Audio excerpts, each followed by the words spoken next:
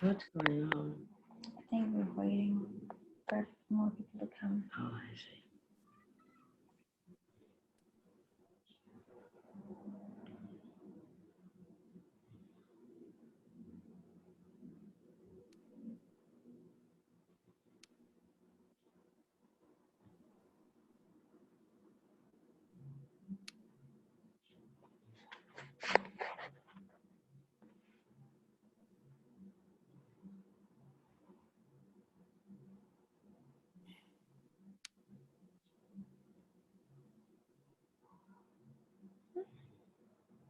Quite a few people.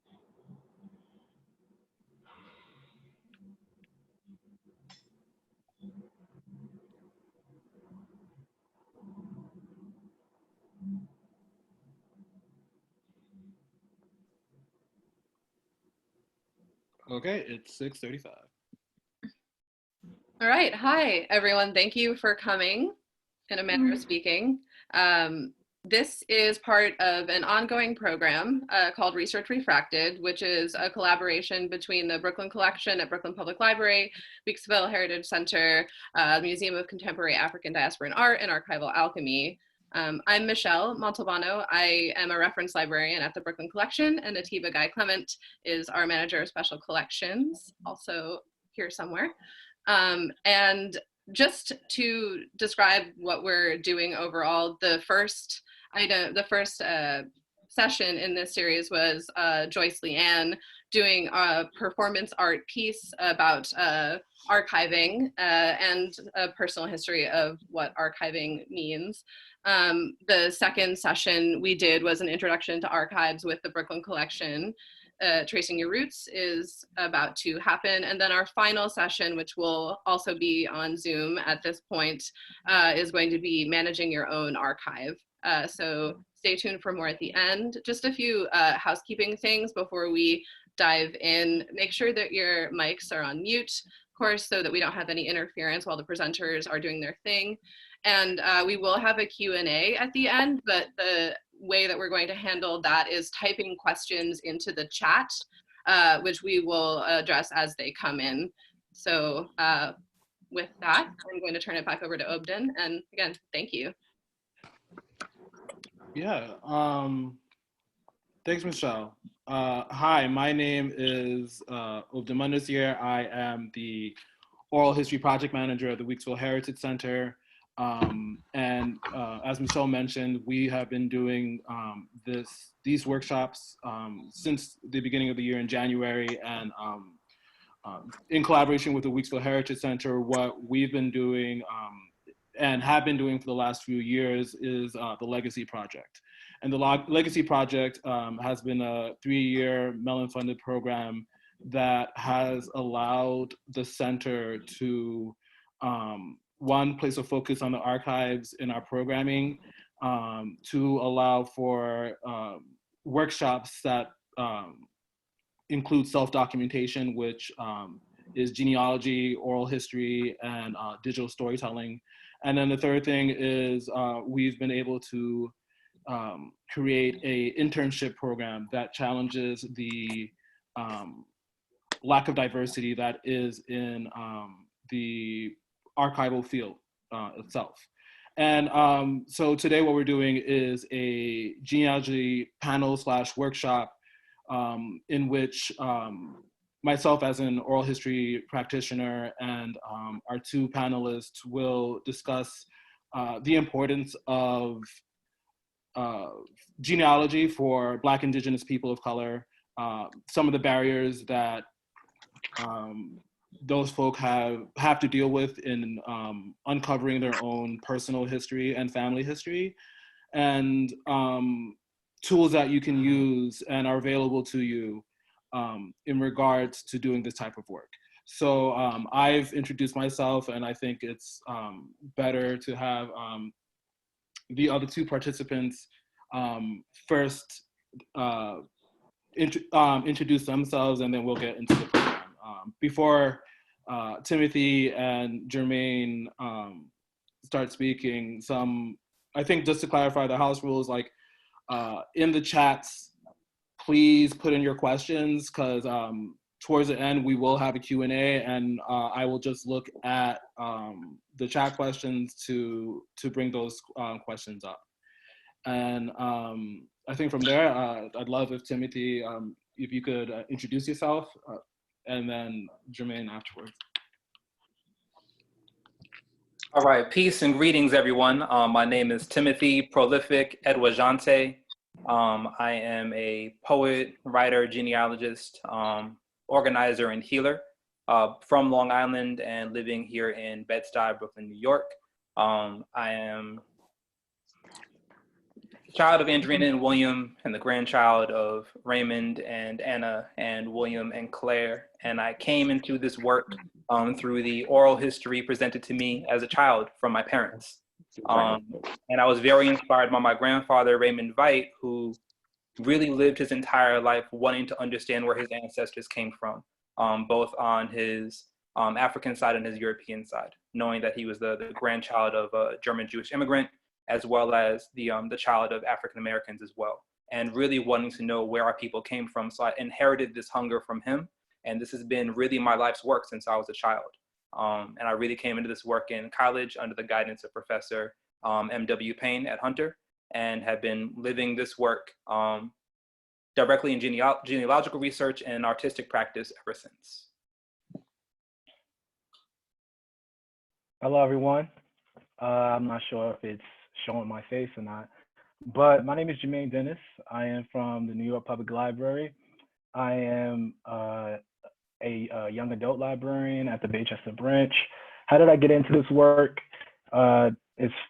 It's funny, I actually work at the New York Public Library for the last 5 years, and they were holding a workshop for workers to be able to do some genealogical research on their family history. And so when I did the workshop, I got really intrigued in maybe me being able to try to share the same information I've learned with my neighborhood location.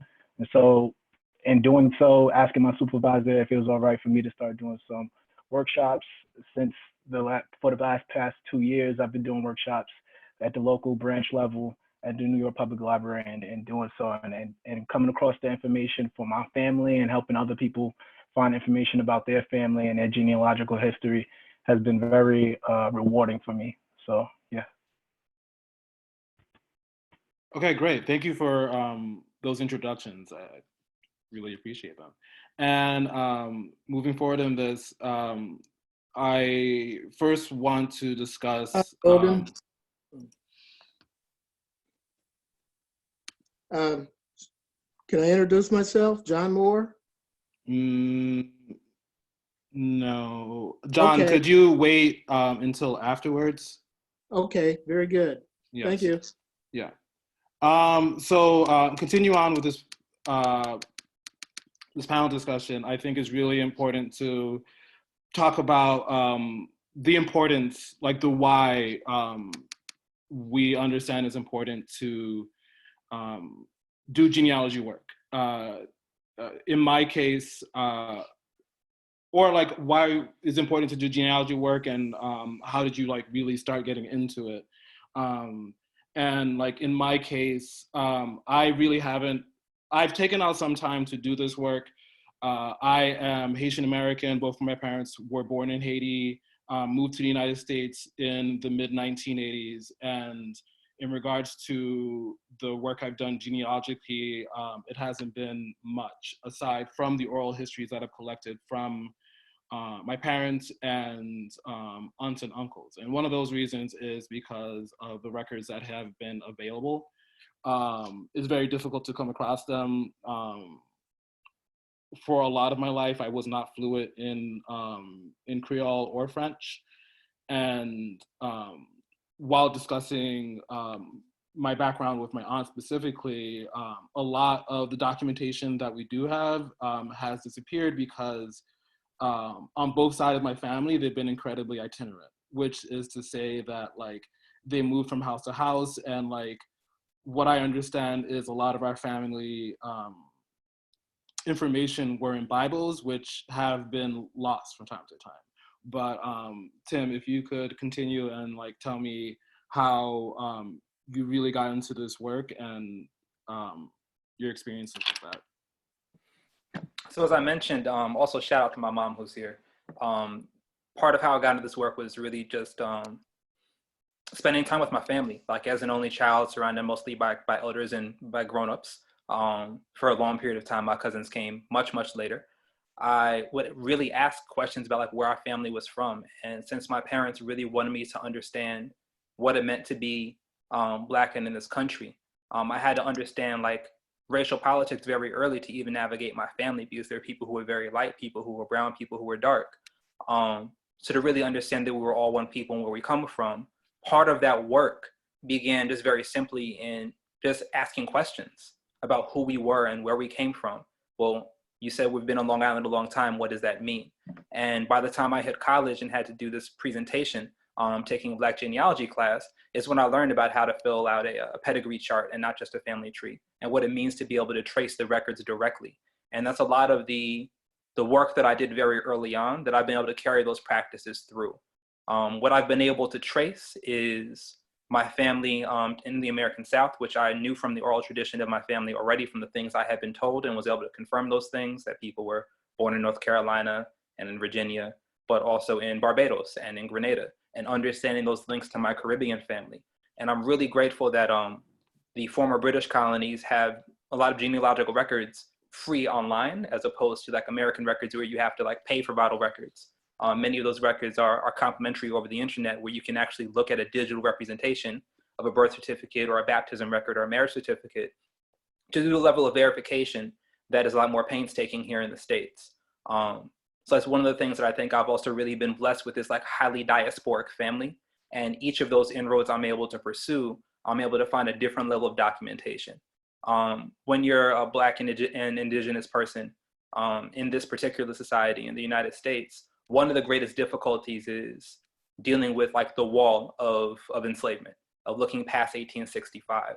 And I think that that is one of the areas that I'm currently struggling with, of being able to verify really before 1900. Census records aren't always as, names are not always spelled correctly, and you're looking through a lot of handwritten things, even if you're looking at things digitally.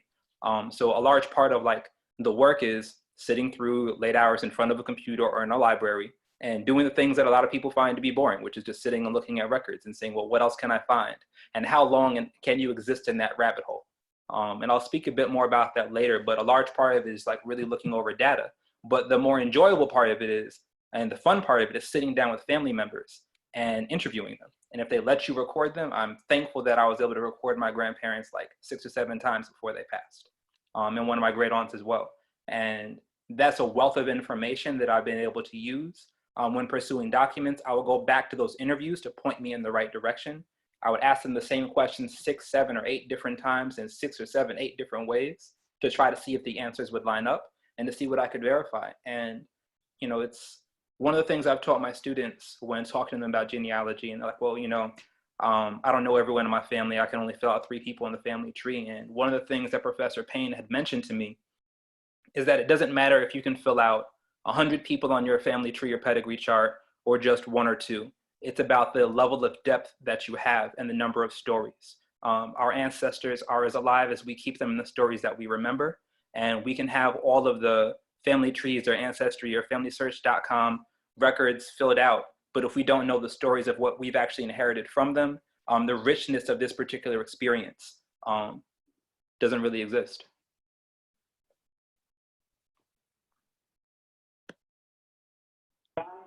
And Jermaine, go ahead. Okay. So for me, doing genealogical research, what is important is, you know, I've been in school. I went to Hampton University for my first year, where I got exposed to African American history, and it gave me a lot of pride to actually learn a lot about what our struggles were as a people.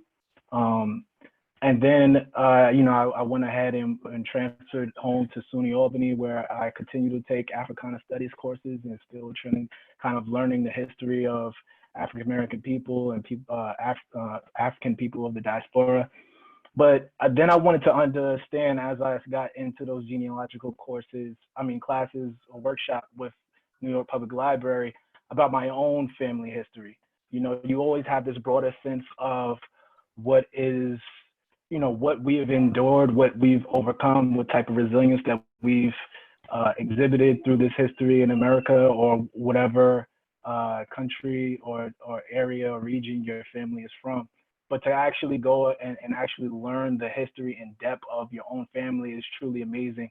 I have to piggyback on Timothy, what he was saying about having those conversations with your elders and actually learning about upbringings of how people came up. You know, you kind of get a sense of how that has been translated through generations and how certain family traits have passed along, and you know, you can start identifying things as far as cultural traditions to things that you want to kind of eliminate in your family's you know, chain of characterizations of things that they might have endured it or picked up, and as they, you know, throughout the system, you know, throughout the entire time of them going through the oppression or whatnot that they've dealt with in the history of America. And so, you know, to me, it's really kind of like picking apart, you know, who am I? You know, you don't, it really gets to the essence of that question. You don't, or that old saying, you don't know where you're going until you know where you came from. And so I think a lot of people have honed in on that, and a lot of people truly do share that sentiment with me, and that's why a lot of people actually go ahead and try to do their family research. Yes, those are both really excellent points, and I really appreciate Jermaine talking about like understanding who you are in regards to doing like personal research, and the depth of stories that Timothy is bringing forward. And it makes me think of a couple of things. With, you know, with the tradition of how history has been preserved for people of color. And I think this goes into like my next question, that I think a lot of the things that we're getting ready to say is that like we have to do that work, and that like in this particular time we have to do things that challenge what Marissa Fuentes calls archival violence, which is that because the archival record that exists for Black, Indigenous people of color, where documents are created through transactions, and considering that it was literally illegal for people of color to learn how to read or write, then it's hard to be part of a lot of those transactions. But both Timothy and Jermaine can like allude to like what documents you can actually find.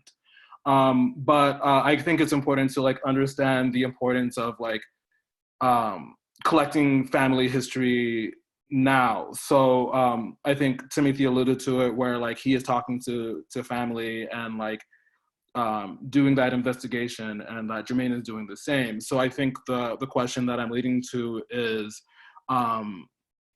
Well, first, I'm going to continue with the whys of why do you think it's important for Black, Indigenous people of color to uncover their personal history?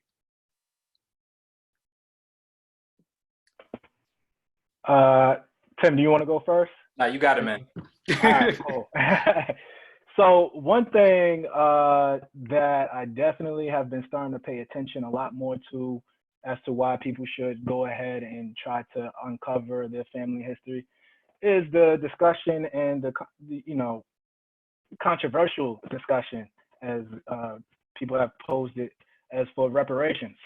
I think a lot of people really are not aware of how a lot of ideas of how we can try to, advocate for reparations, especially as Black Americans or, any African, any person of color who came over here, forced over here against their will. But, there's signs of how genealogical work has been used to actually acquire reparations for what has happened to them in the past. 2015, the Chicago City Council, they actually enacted an ordinance that gave reparations to Black Americans who were tortured in Chicago by the police department.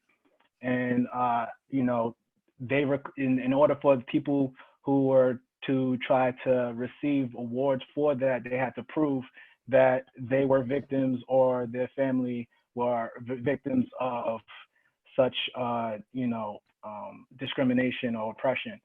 Same thing goes on where, like, Georgetown University, a team of genealogists helped uncover Georgetown's relation with slave trading. And, that uncovered a big story where now, a lot of institutions are being pressured by other advocates to, pay reparations for what they've, and how they've contributed to these, these institutions that oppressed and marginalized people for generations. In 2005, I know Obden is well aware of this. We in Queens College, we had to read a book called Paper Cadavers. And basically what it was it proved how Guatemalan government actually was forced into giving reparations to its people because there were archives, there were records that were left over after the Civil War that lasted for like 30 years that proved that they, the horrible things, the horrible acts that they've enacted on their own people. And so I think that's a part of the discussion that I think a lot of people don't think primarily when they think about their genealogical research. But things of that sort, like how we can use these records to actually recover our, or be compensated for the egregious acts that were enacted against us, Thanks for that, Jermaine. I think that Jermaine spoke really eloquently to the political implications of the work, particularly in pursuit of liberation for ourselves as Black Indigenous people. What I'll speak to is the internal work. This work has transformed and changed my life. And one of the reasons I think that it is important is, well, I'll tell a story. Back when I was at Hunter College, I was a spoken word poet, performance poet. I was out performing and also doing a lot of political activity, primarily around the prison industrial complex and political education through an organization called the Blackout Arts Collective here in New York.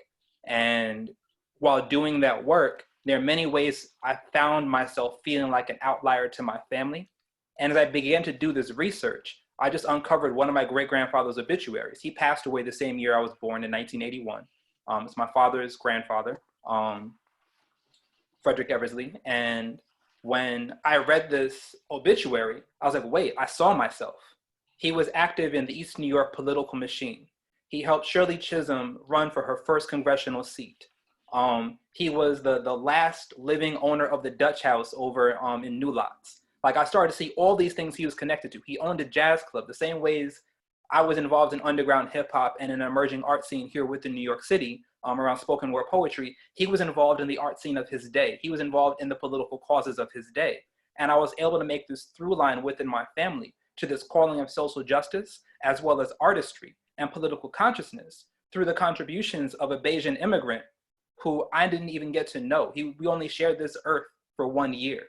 But understanding that in my early 20s helped validate the things I was grappling with in my identity, the parts of myself that I often found myself trying to explain to others or to my family, or even really to accept like, this is my path, it's not these other things, this is what I want to do, this is a large part of the reason why.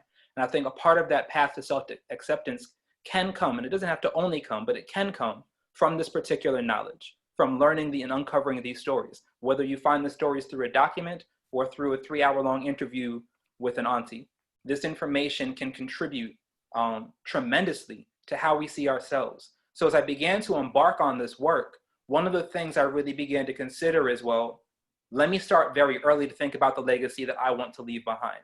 So I do this work not just for myself, I do it for my nieces and my nephews and my little cousins, for my first cousins who grew up away from our grandparents, who didn't get maybe 2/3 of the information I received by being 15 minutes away.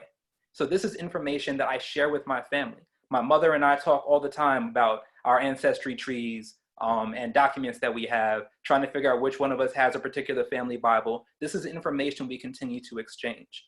There are other people who've done this work within my family.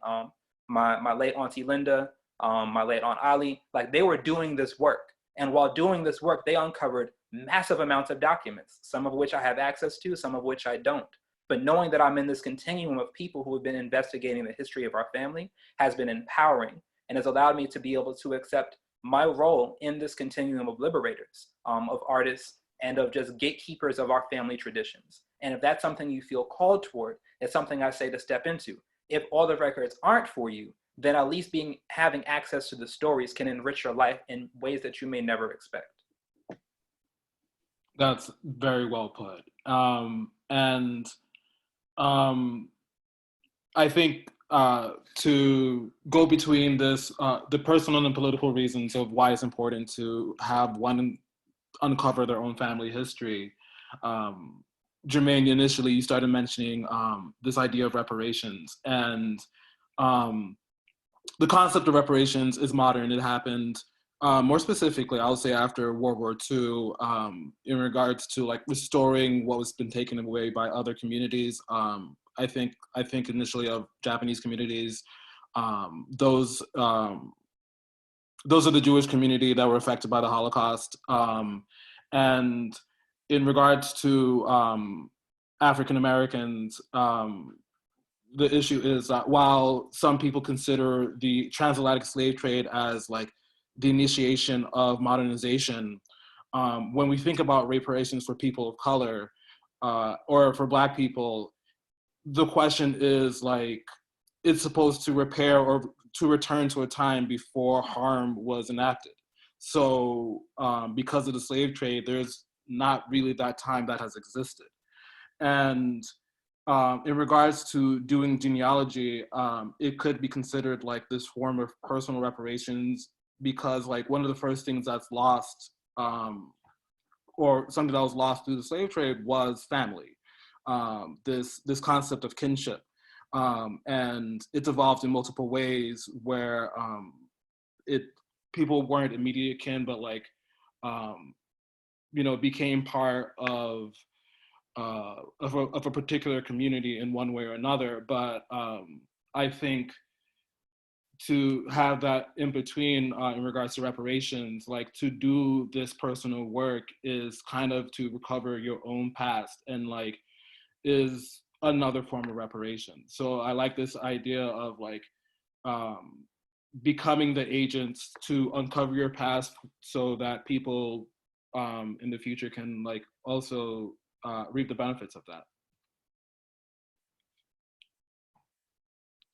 And I guess, so the next question that I was gonna ask is, could we discuss some of the difficulties that we've come across in doing this genealogical work, because I think that's what some people are thinking about. Like, I want to do this research, but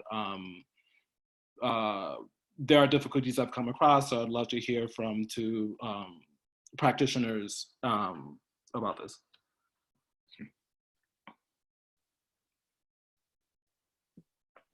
Difficulties. There are a few. Hitting the wall of enslavement is definitely one of them. I think that, and hopefully I say your name correctly, Shari, in the chat, and I've been discussing kind of back and forth some of the emotional realities, particularly when you start to uncover documents that I would actually say would have to do with Jim Crow or with enslavement, and making sure that you have a self-care practice in place. Even with the interviews, you're not certain what may come up. Even when approaching an elder to sit and have some tea, to make sure that they consent to being recorded and for you to take notes, you may not know what they may choose to disclose or ask you to turn the recorder off for. And there are ways in which you need to kind of prepare yourself. One of the things that Professor Payne had indicated very early on is that every family has skeletons in the closet that they may not want to have light shed upon. And I remember my grandparents had evaded several questions of mine for probably about 10 years. And it came to a point where they were like, you know what, Timothy, we realized that everyone we were trying to protect at this point is dead, and you just want to know about our family. So we're going to tell you the real deal.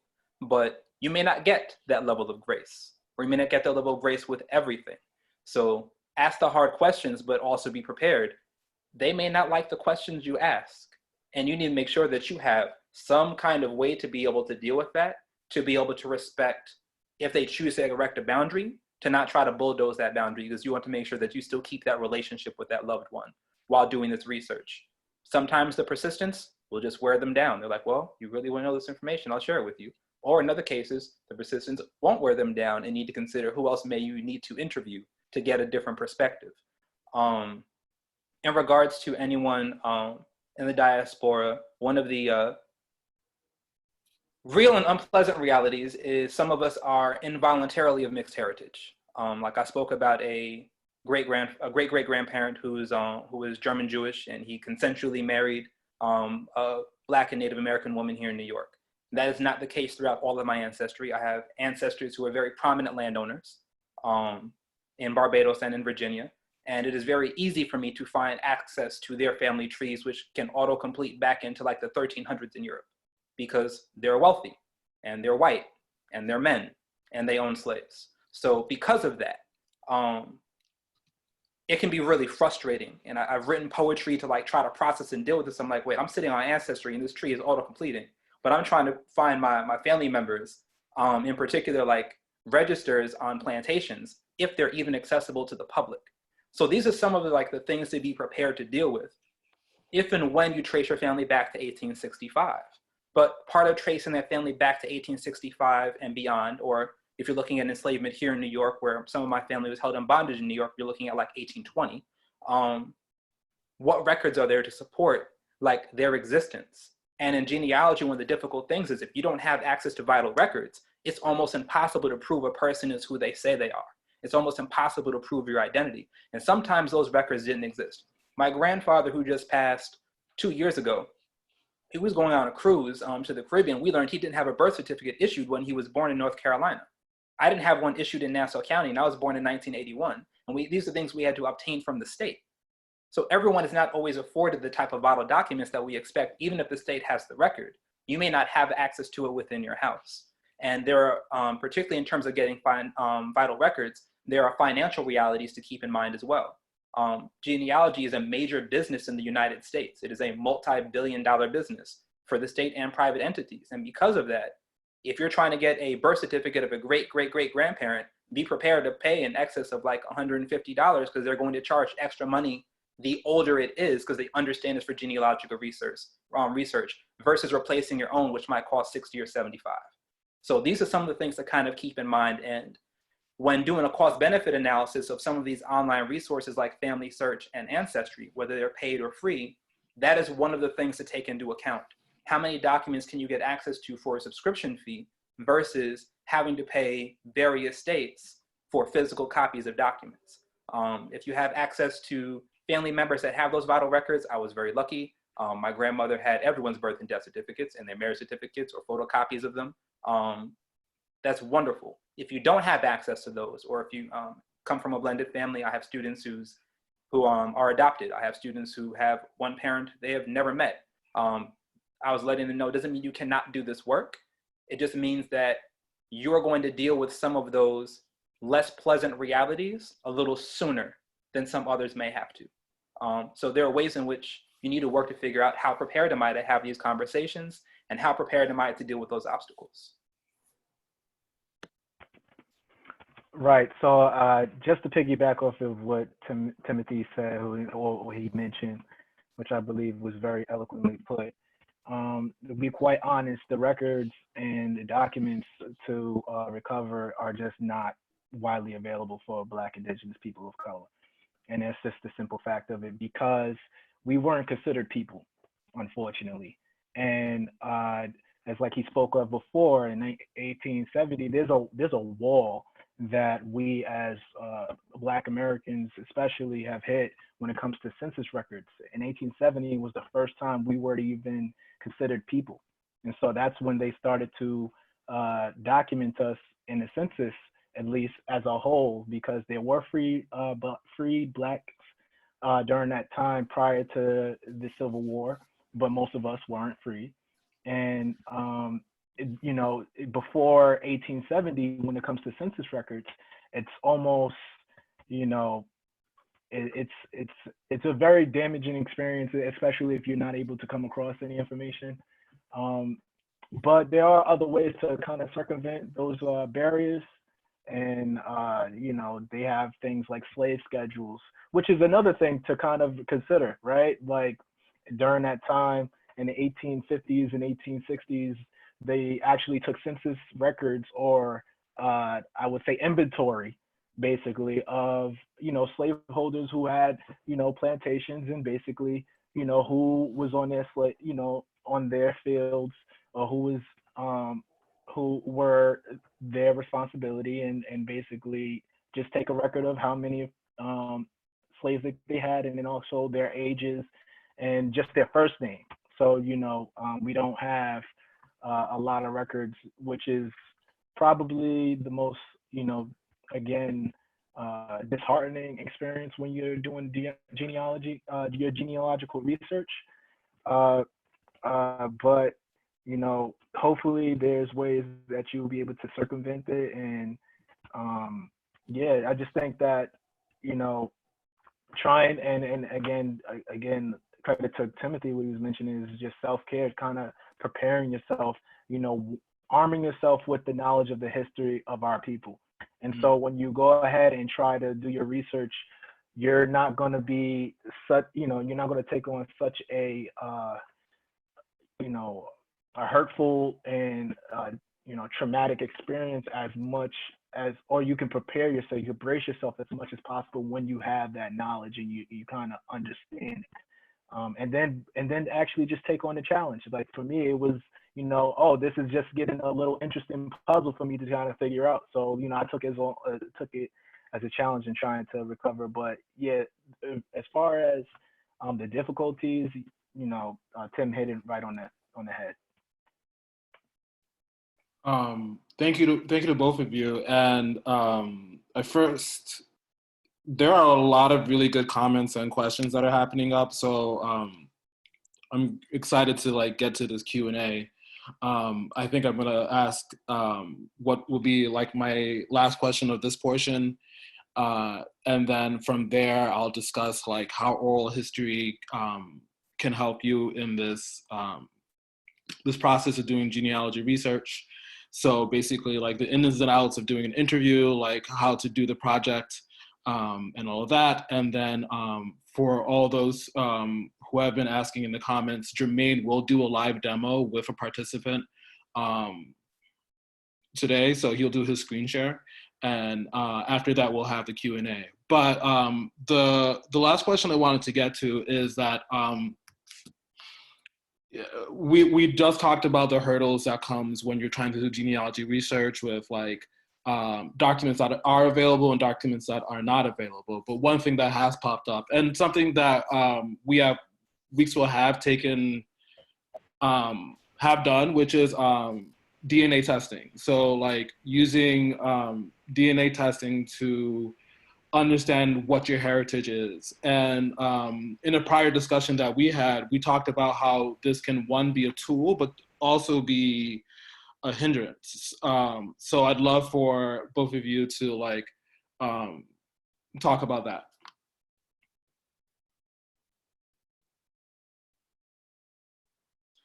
So DNA, I was thinking about a question like one of my 6th grade students asked me. It's like, well, if I sign up for an Ancestry.com account, it's just like in the commercial, right? I take the DNA test and like I log in and it just fills out everything for me, right? And it's like, not exactly. And by not exactly, I mean not at all. So one of the things I was speaking to a friend of mine about a few days ago, when I told him I was preparing for this particular event, was he was telling me he was paying for the DNA service through Ancestry, and I was informing him of the necessity of combining your genetic research with your genealogical research for best results. For those who are asking questions about how to fill in particular gaps, who are of African American ancestry in particular, Caribbean ancestry, if you're doing Ancestry.com, it's not necessarily as helpful. It's to understand what the limitations of DNA are. However, there are ways in which if you have some documents to support, it can help fill in some gaps in your research and let you know whether you're hot or cold in regards to a particular region, and to verify specific things within your family. One of the things the commercial tests do not tell you is that they are only valid for 5 generations of your family. So it's not like you're going to get this cheek swab or spit into this container and mail it off, and it's going to let you know where your ancestry is from. In any of, like, we're talking 23andMe and Ancestry and National Geographic's Helix in particular. In these particular commercial tests that are marketed very highly, particularly toward people of color, you'll find that it not only is it only good for 5 generations, each of them has a database size that varies for people who are of our background. If you are primarily of European ancestry, the database is almost immeasurable. It is gargantuan.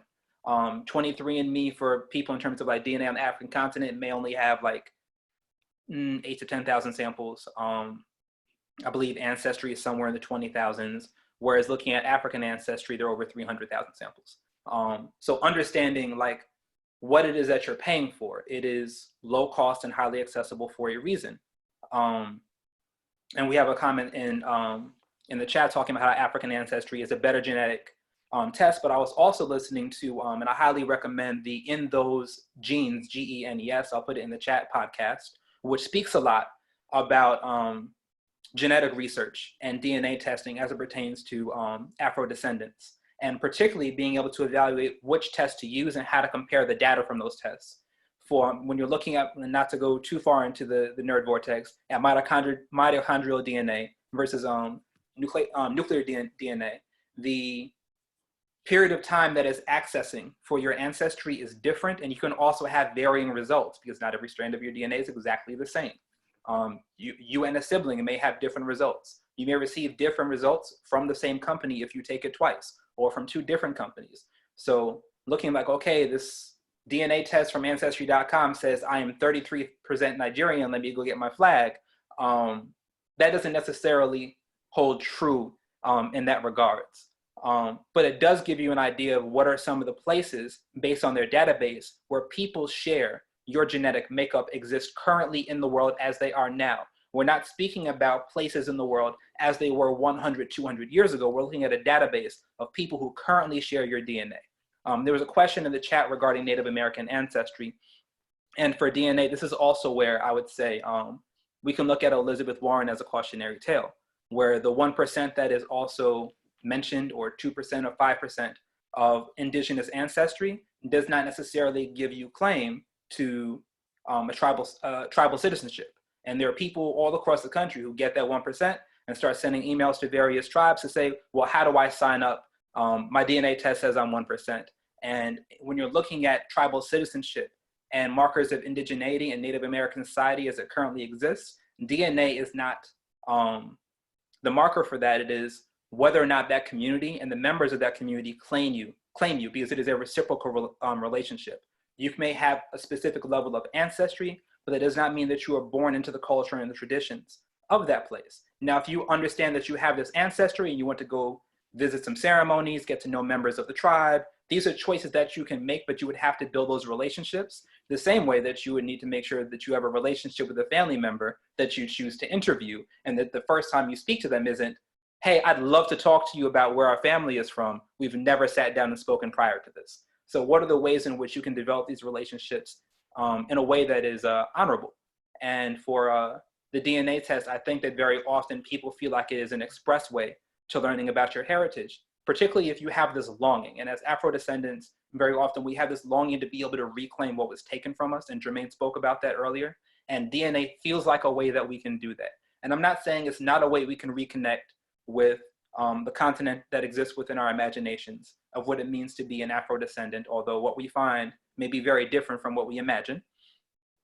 It is helpful to guide some of the research. So I'm also really clear, based on my visit to the National Museum of African American History and Culture, and also through all the Africana courses that I took in undergrad, that people who were enslaved were brought to specific plantations to work specific crops or in specific trades for specific reasons. If they were excellent metal workers on the continent, the Akan people, for example, they were brought to do metal work here within the United States. If they were excellent agriculturalists, they were brought to the rice plantations. If they knew how to cultivate cotton on the continent, they were brought to cultivate that cotton here. So these are things that you also need to take a look at. What groups were brought from specific places that are now countries? And those lines looked very different before the Berlin Conference. Those lines looked very different before Europe partitioned Africa and placed ethnic groups in kingdoms and divided them to be able to conquer successfully. So being Nigerian doesn't tell you your ethno-linguistic group. It doesn't tell you what specific subculture you're a part of, what specific culture you're a part of, just because you have those genetic markers. But it does give you a gateway to learn more about specific places. And if you're not as familiar with those histories, it does give you an opportunity to be able to do some more research. To piggyback off of what Timothy was mentioning about the DNA testing, one thing that advertisers, the marketing and advertising geniuses of these companies that sell DNA testing for genealogical research, is that they don't mention that these are, particularly the readings of these tests, are interpretations. People are looking at it, it's like he mentioned earlier, that you won't get the same interpretation of your genetic coding, after taking it twice from different organizations or even with the same organization. So it's not 100% factual, it's not 100% accurate as far as giving you the information that you're desiring. So that's one thing that I kind of try to not give people try to kind of push people away from going with the DNA testing. Another reasoning is simply, a lot of these DNA agents, testing agencies, they, in their terms and conditions, tell you that they can solicit your DNA samplings to third-party vendors, and you have no control over what's going to happen with your DNA information, your genetic information. So, that's something to take into consideration. Who's going to access those, your coding information and what they're going to do with it. You can only imagine what they will do with it. And then another thing that a lot of people, and I think you kind of touched upon it before, is like reestablishing this ideology of race, biologization of race. So like reestablishing the one drop rule. When you get a percentage of what you are, like what are you gonna, a lot of people can have the issue or like try to think of now what I'm going to identify with. What am I going to think who I am, or how am I going to reflect my cultural identity with that? I think a lot of people are not really prepared, especially if they are individuals that's not self-conscious of their own, conditioning of self-loathing of certain cultures already. And so when they come across these type of information, how quickly one will drop their, you know, their, you know, their heritage for another is something that you got to take into consideration when you do these tests. And so there's like a lot of issues for me, at least, when it comes to genetic testing, when it comes to DNA, you know, but you know, I know that there are examples or instances where it does give you, it narrows your search on what region of, you know, the content.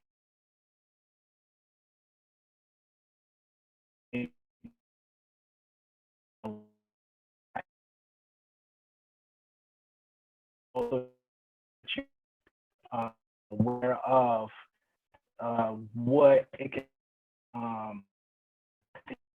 consciously as your research.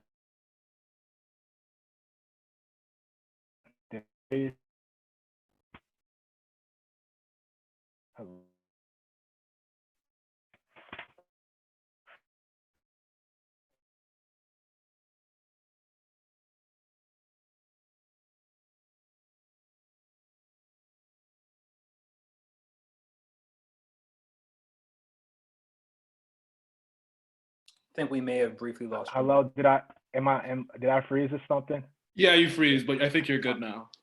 Okay, I don't know where I left off, but I was just basically, just to sum it up, is just be careful of, you know, when you get these results, how you interpret them and how do you reflect, or as far as your you know, your identity and your cultural heritage, and how you go about using the information once you get it.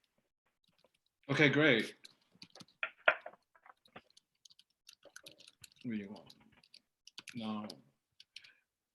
All right, I was just checking if everyone's okay. Like, I think you froze up for a little bit, but I think we're fine now. I think moving forward to the next portion, I wanted to briefly discuss what one can do in regards to an oral history project if they're interested in doing genealogy work. So for about the next 15 minutes, I'm going to go into a brief presentation. After that, Jermaine will do a live demonstration with Anita Romero-Warren. She is our deputy director, and he will share his screen and kind of go through the process of using online tools to develop your family tree and find some of these records. So let me go into screen share. I'm gonna go into this Firefox presentation. I'm pretty sure we can all see that. So yeah, that is the first slide. It is tracing your roots. Oops, click. And then the next one is, the first thing I wanted to talk about is like oral history and like what sets it apart from other methodologies in regards to interviewing. I think most people have been interviewed in one way or another in their life. And it's either for a job interview or, I mean, in some serious cases, a deposition. But how oral history is different from these other methodologies of questioning is that what you're really trying to find is the interviewer's personal understanding of truth. So when you are collecting an oral history, the focus of the interview is the person that you're interviewing. And as Timothy has mentioned before, like, it's also really important to, when you decide to do this oral history project, considering that this is for genealogy, you have to explain why you're doing this to the family members you're talking to. Because one, they're like, you know, when you're talking to family, like there might be the issues of like, are you just trying to uncover some drama that we have, or are you actually trying to document like our family's past? And like that might not be explicitly mentioned, but it is something that I think is in a lot of people's in the back of people's minds when you want to interview them. But you also have to like also develop a rapport with the people that you want to talk to. It's not as simple of like, hey, can I interview you? It's more like, hey, I've been doing some family research, and I think it's really important that I gather your interview or your oral history testimony. So what sets oral history apart is that when you're doing these interviews, when you're collecting the personal life stories from family members, they help create primary source materials, which is something that is helpful now, considering that like we're talking about like the experience of dearth in like primary sources. So the ability to create resources through oral history is really excellent in doing your genealogy research. The other things that is really important, or that sets oral history apart, is that it relies on two things. One, that you have to be pretty well researched in the person that you're getting ready to interview, and like plan it pretty well. So like, you know, understand like the scope of the subject that you want to interview. Like maybe you just want to interview all of the people on your mother's side of the family, or all the people on your father's side of the family, or just everyone. Or are you interested in family members in a particular geographic area? This is something you have to define first, so that you understand like when will your project end, and also like what kind of people you want to interview, and like in what order.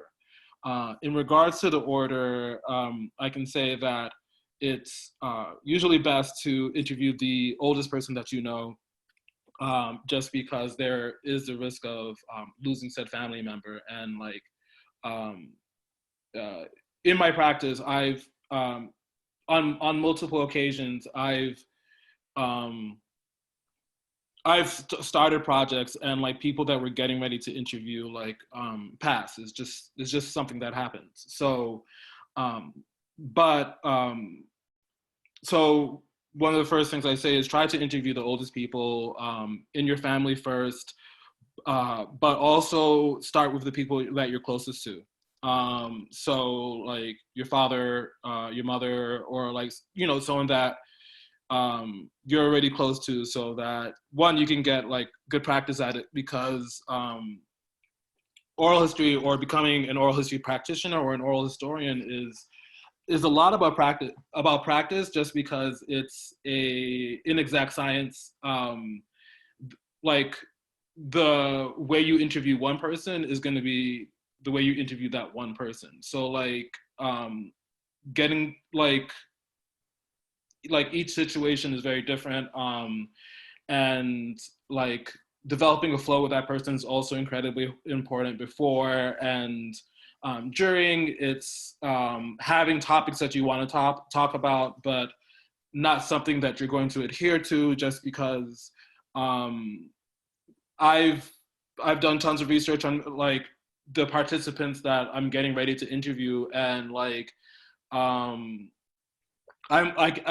there are multiple times I've been thrown for a curve where like I was just like, I did a ton of research on you for like a week, and now you're telling me that you were married to someone in the CIA and lived in Ethiopia for 4 years.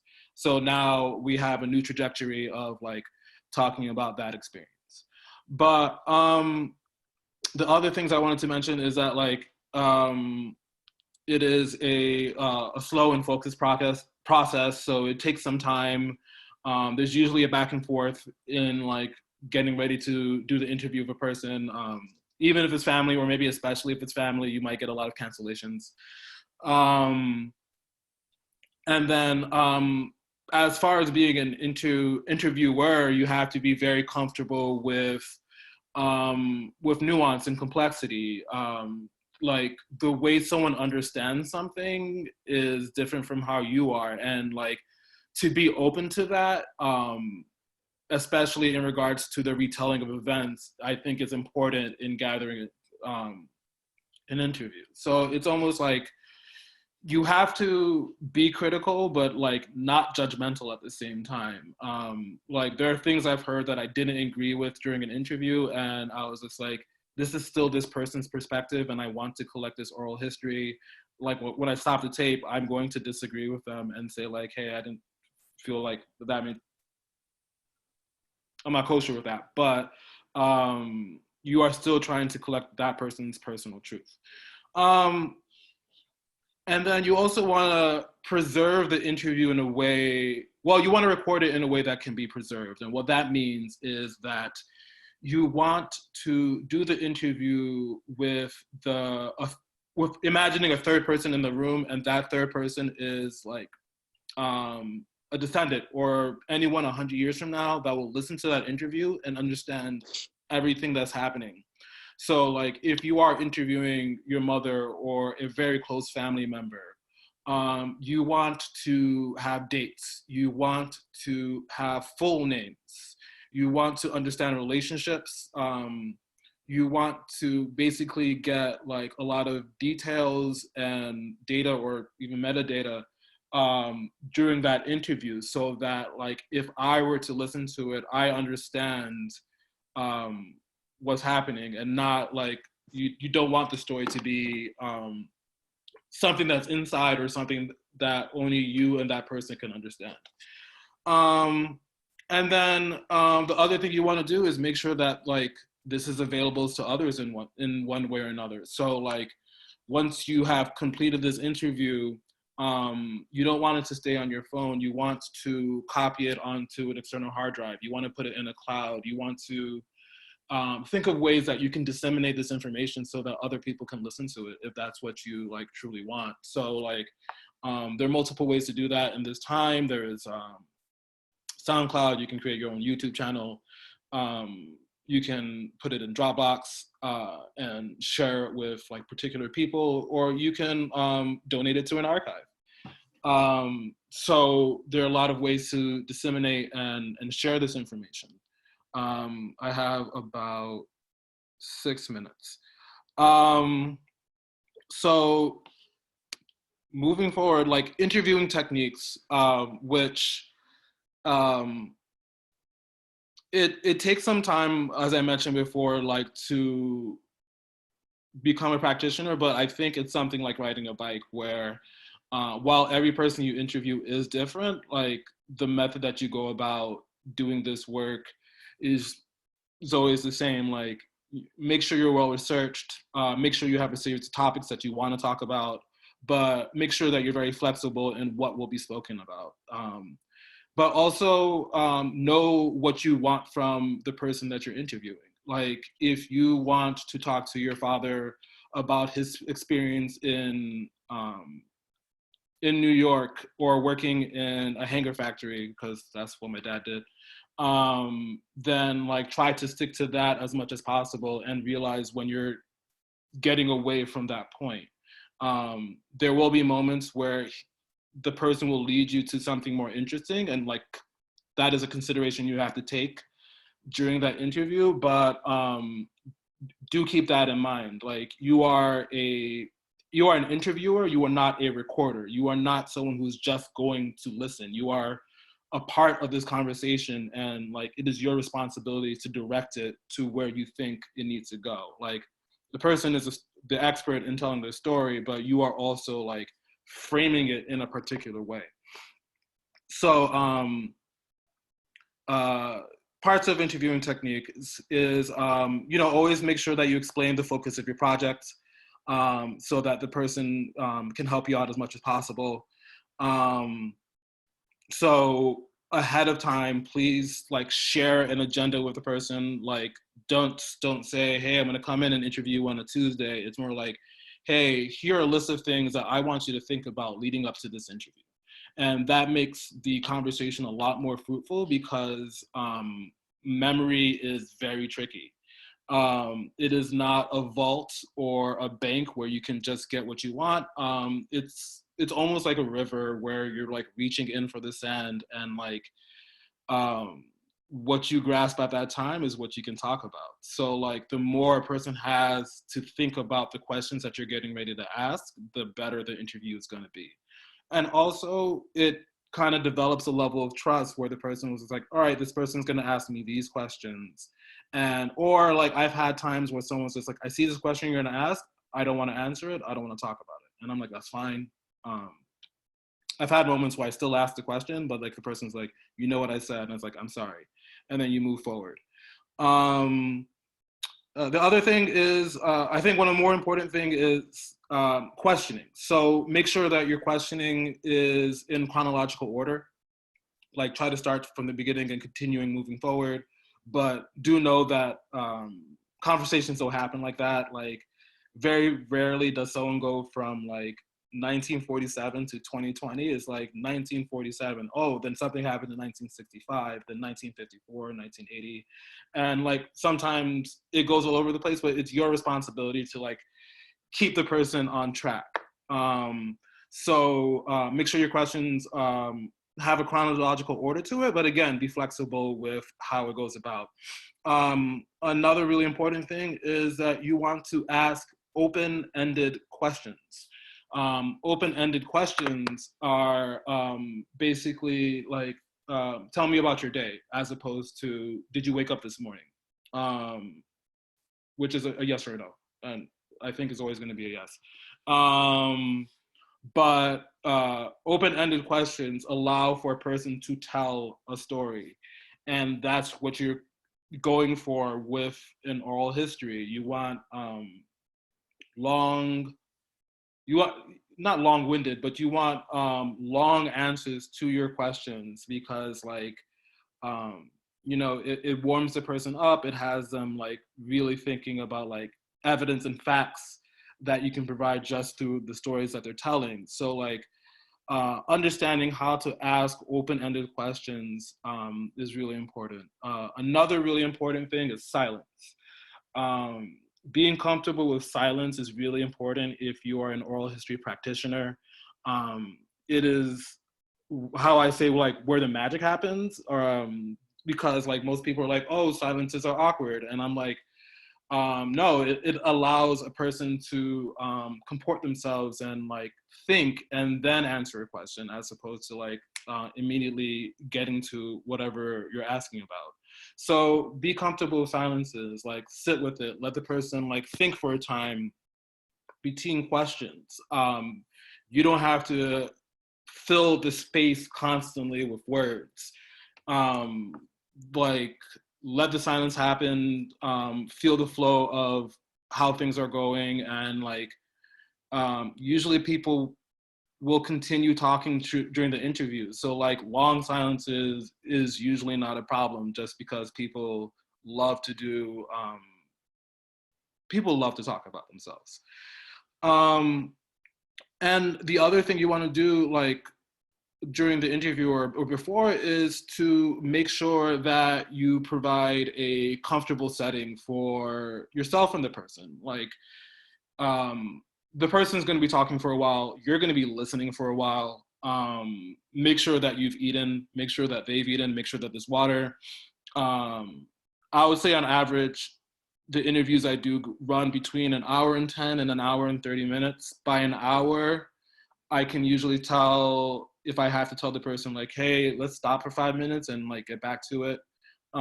Just because you're really concentrating on what the person's saying, and like how to ask the next question.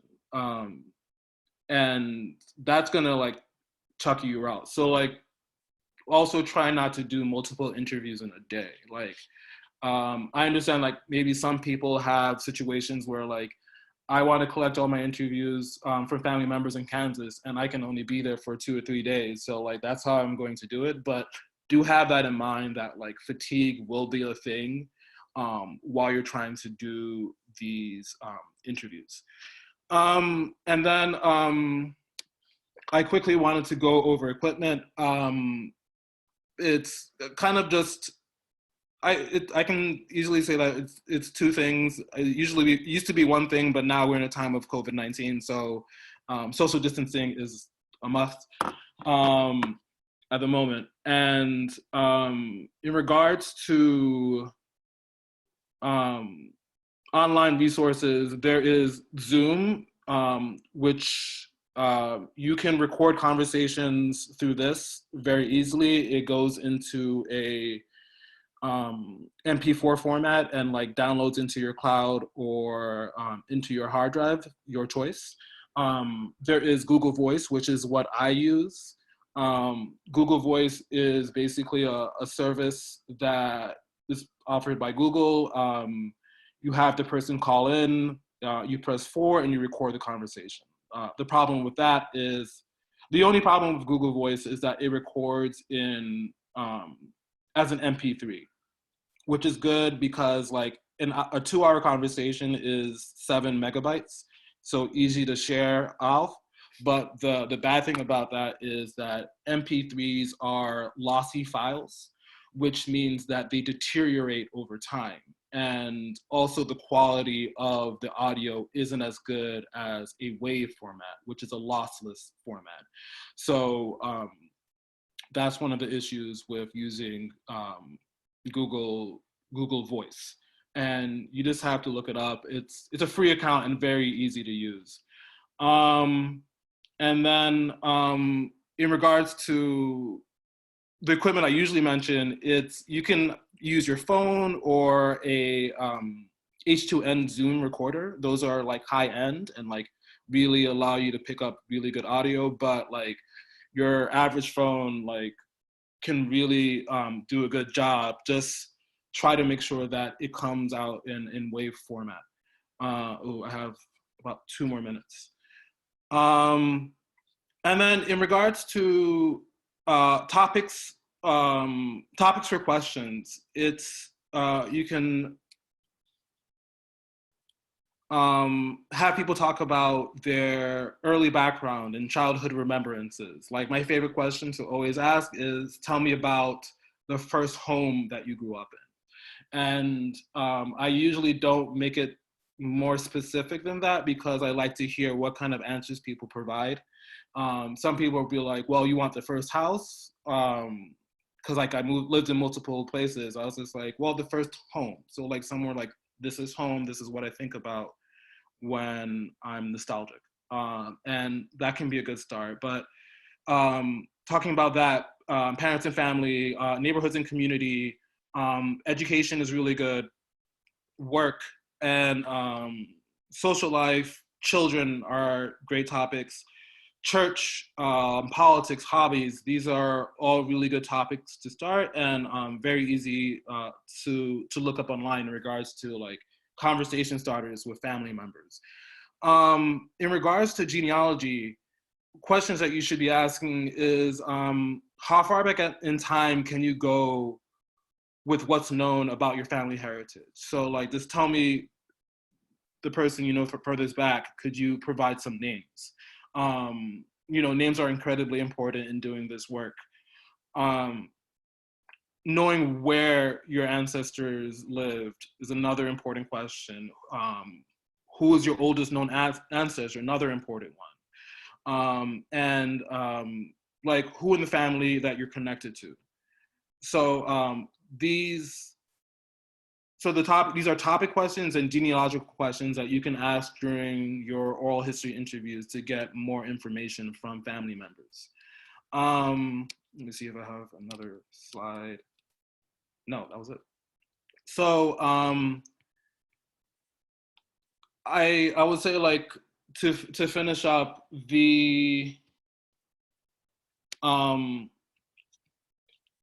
the things that you should do after an interview is don't walk away immediately. And one thing I like to say is don't stop the recorder immediately afterwards.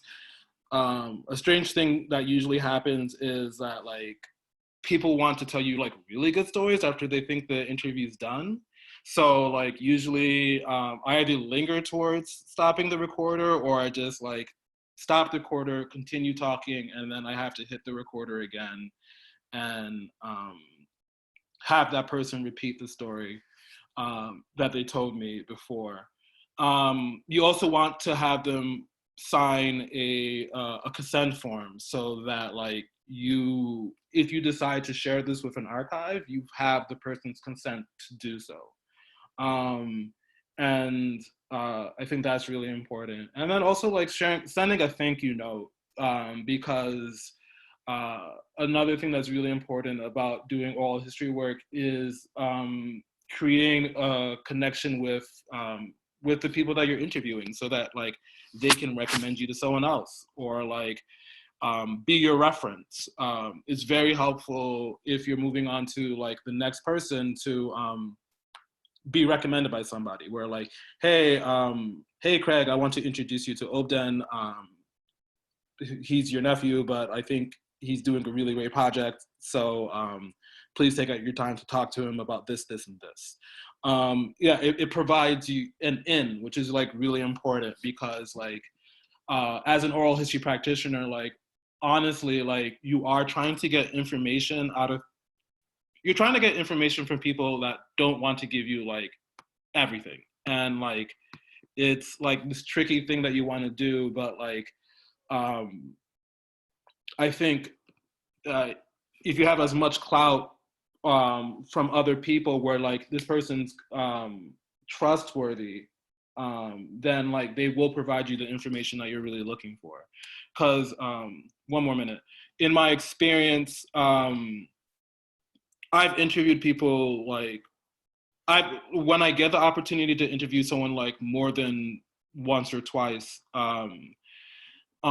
maybe as Timothy mentioned, like there'll be a certain point where like they start telling you things that they didn't tell you the first time around, or like they'll start correcting things that they say in the first time, where like, hey, I know I told you this thing the first time we did an interview, but actually this is how it happened. And like that's part of like developing a trustworthy rapport with the person. So like, that's another thing to keep in mind. Like oral history is a lot about trust. At the end of the day, the recording that you have belongs to you and this person. And you have to understand that you're both sharing the authority on this. And I think that's like one of the great things about it, because like you do create this document where like both people have agreed to it, and like, you know, you have something. So I think I'm gonna stop there.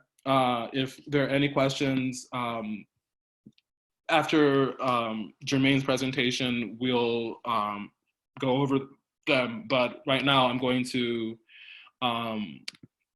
unmute Anita and pass it over to Jermaine. Hey, hi everyone. So thanks Obden for giving me this opportunity to be able to show people how to use family search. I am going to, and I guess this button in the middle on the bottom, click share, right? So I can share. Okay, host disable attendees screen sharing. So I think you need to enable me to be able to share. All right. But as we're, you know, as he's doing that, I can actually talk a little bit about what I would suggest to you guys when you're about to use family search. What type of information you want to collect before is it's very important to collect certain information. You don't want to go there and not be ready to use the platform. I'm showing you first and foremost the family search right now, because family search is the largest genealogical database online. It holds over 1 billion you know, records and documents within its database. So it's very wide. It's global, you know. So it may cover a region. If you're part of that African diaspora, it may reach a region that you normally wouldn't have access to using other genealogical databases. Also, it's free. Timothy mentioned about it before. You know, a lot of these platforms and these institutions, they charge you an arm and a leg to gain access to your records. Family Search is one of the few websites that is free that you'll be able to access. Now, I'm going to see if I can. Okay, all right. So let's see, desktop. Fine. Can everybody see my screen? Just give me a thumbs up. Perfect. All right. So, you know what? I need to move this out the way. All right. So, I spoke with Anita Romero, who I want to thank for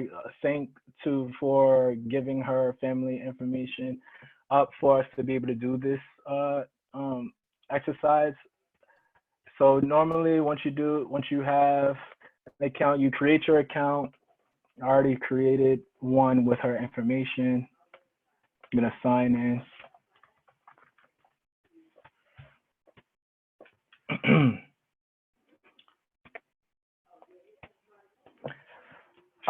So again, as Obden just recently just mentioned, during your oral history interview, you want to know what you're going to go into the interview and asking about. Same thing with the family search. Before you start doing any research, try to define your research. Genealogical research is wide-span, and you can spend so much time finding out so much information that you could kind of get caught in a rabbit hole, and you could kind of lose yourself. You could literally lose yourself in the midst of your genealogical research. So what I would suggest before you do anything is to kind of define exactly what you want to find. Do you want to find who's the first ancestor to actually be brought over here and be sold into slavery, all right? Or where in Africa, I know a lot of people want to know where in Africa do they have cultural ties and a lineage to kind of, retrace their steps, as you would say. You want to define your research. Again, Obden spoke about talking to relatives, that oral history. You want to really try to get names from relatives. You want to get birth dates. You want to get residences, where people lived, where they died, where were they living when they died, where were they when they were born. You want to get marriage dates also. So if you're able to acquire that, that's great. That'll have to be very helpful to find their marriage certificates. You want to get sibling names. You want to get children names, information on those relatives also. You want to get the date of death, right? And a whole bunch of, as much information, metadata that you can on individuals, so when you start your research, you know when to plug in information. Hopefully what the database will recognize documents that connect to your research. And so another thing you want to collect is obituaries. I believe Timothy made mention about it. He has a family Bible. I know a lot of people have family Bibles. For me, it wasn't a Bible, it was a phone book. We had a whole bunch of obituaries lined up in a phone book my grandmother used to collect. And usually in obituaries, they list names of people who they outlived, their date, their birth date, what they did for a living. So these are the type of information that you want to kind of collect beforehand. All right. So as you can see on the top, you see there are 8 tabs when you first start. You have the family tree and search. Those are the 2 that I'm going to go over today with you guys. But before I go over those 2 in depth, I'm going to mention what the other tabs are for: memories, indexing, activities, help, and message. So for memories, it's basically a tab that you'll be able to click on, and you can upload photos, you can upload documents to your family tree once you've already started establishing your family tree. Is actually whatever information that you have that is not in the website, you can upload it. So that's pretty much what that is. Indexing, it's a volunteering service. So like a lot of what the database is able to collect is by crowdsourcing. So you have people who volunteer their time, they look at documents on the database, and they type in name spellings, birth dates, whatever they can see, whatever information they can gather from the document on record, they'll be able to put it in and index it in the database. So when somebody does a search, is able to find the ancestors or whoever they are searching for.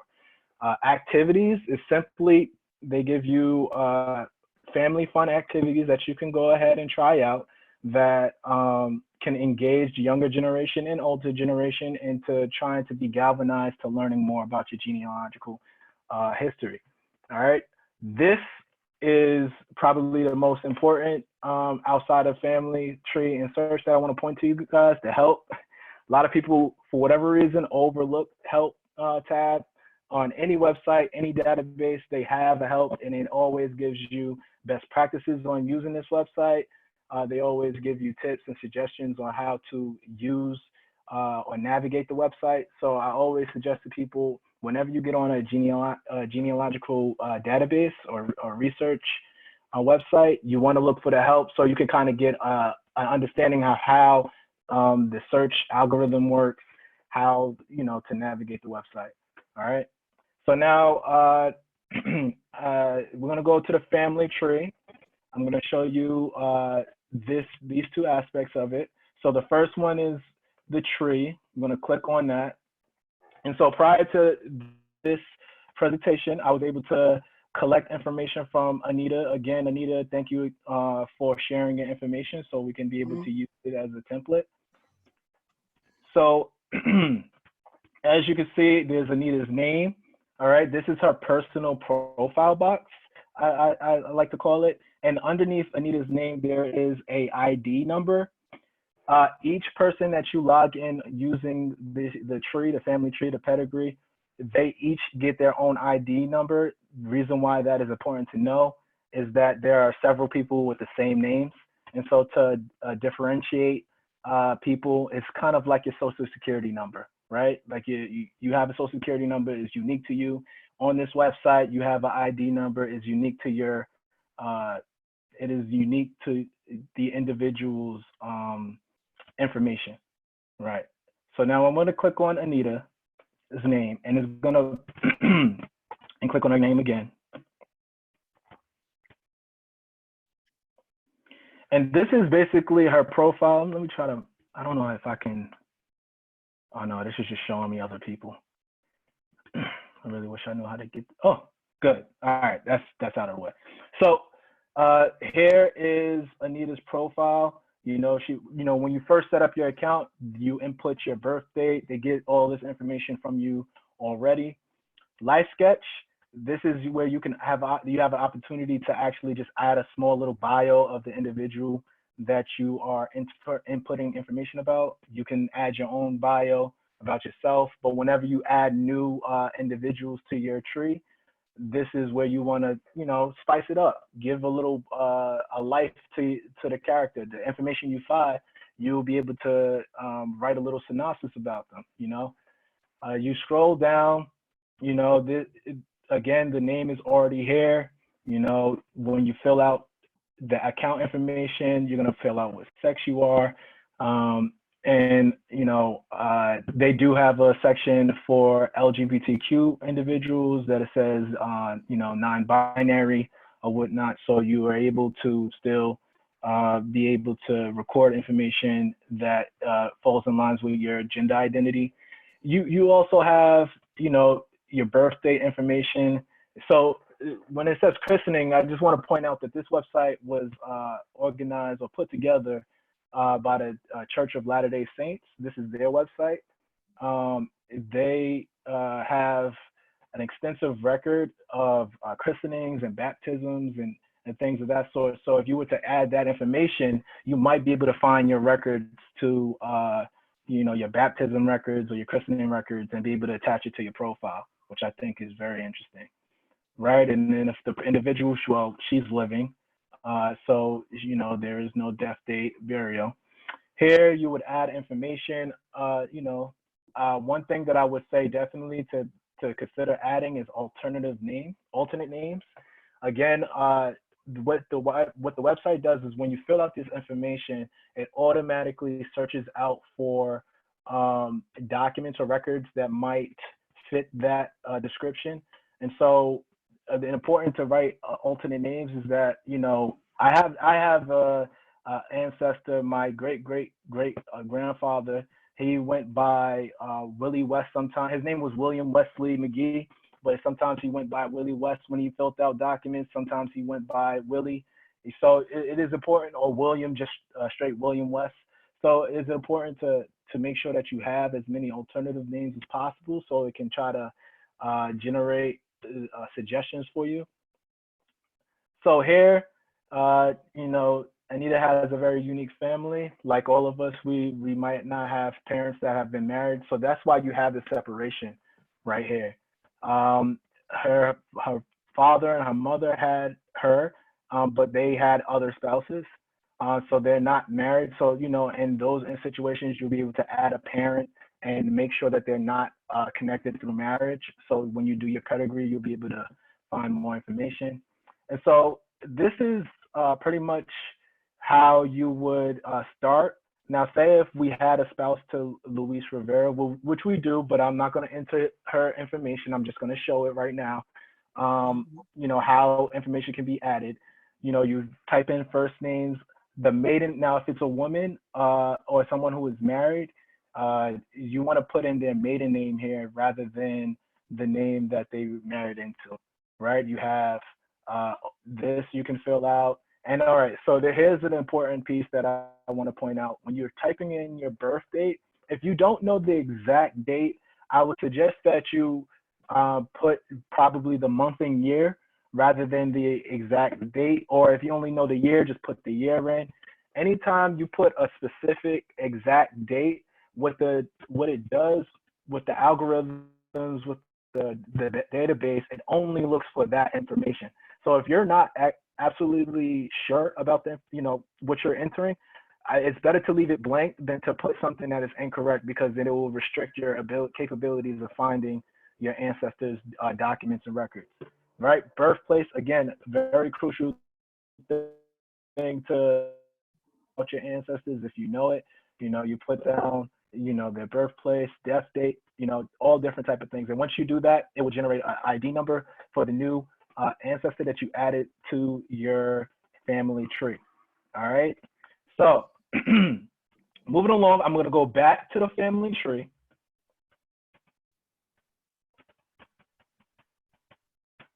All right.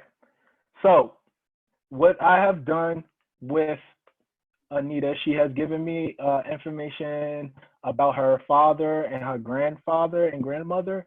They're their names, right? And for her father, and I just want to make sure I get this right, she was able to give me a plethora of information: his birth date, his death date, which was very crucial for, you know, finding other information. She was able to provide me where he was living when he died, where he was living when he was born. But for her great grandparents, she didn't have much information.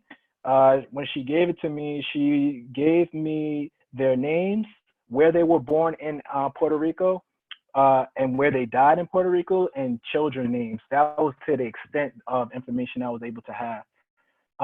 Whenever you input information on an individual, what sometimes pops up, and that's a good thing, are these little blue suggestion box. So these blue suggestion boxes basically telling you that, you know, in the entire database, we found people that may be considered your ancestor or your relative because of the information you put into their personal profile card, right?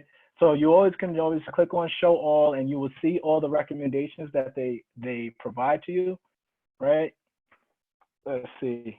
So here, now for this, she did not know his middle name, her father's middle name. She knew it was an E for initial. And we are pretty confident from the information that she was able to give me that this is actually her father's information. Why? Because she knew his birth date and she knew his death date. And knowing that, and she knew where he had died. He died in Lake Placid, Florida, which is near Sarasota, Florida. So I'm very confident in knowing that this is her relative.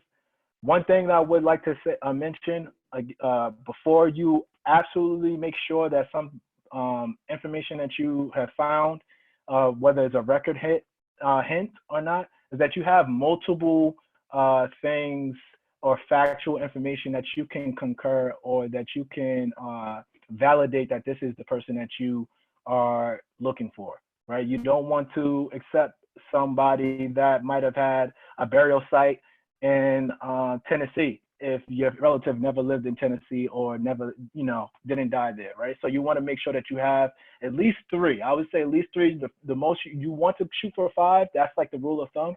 But at least 3 information, then you can feel confident that that is the relative that you're looking for.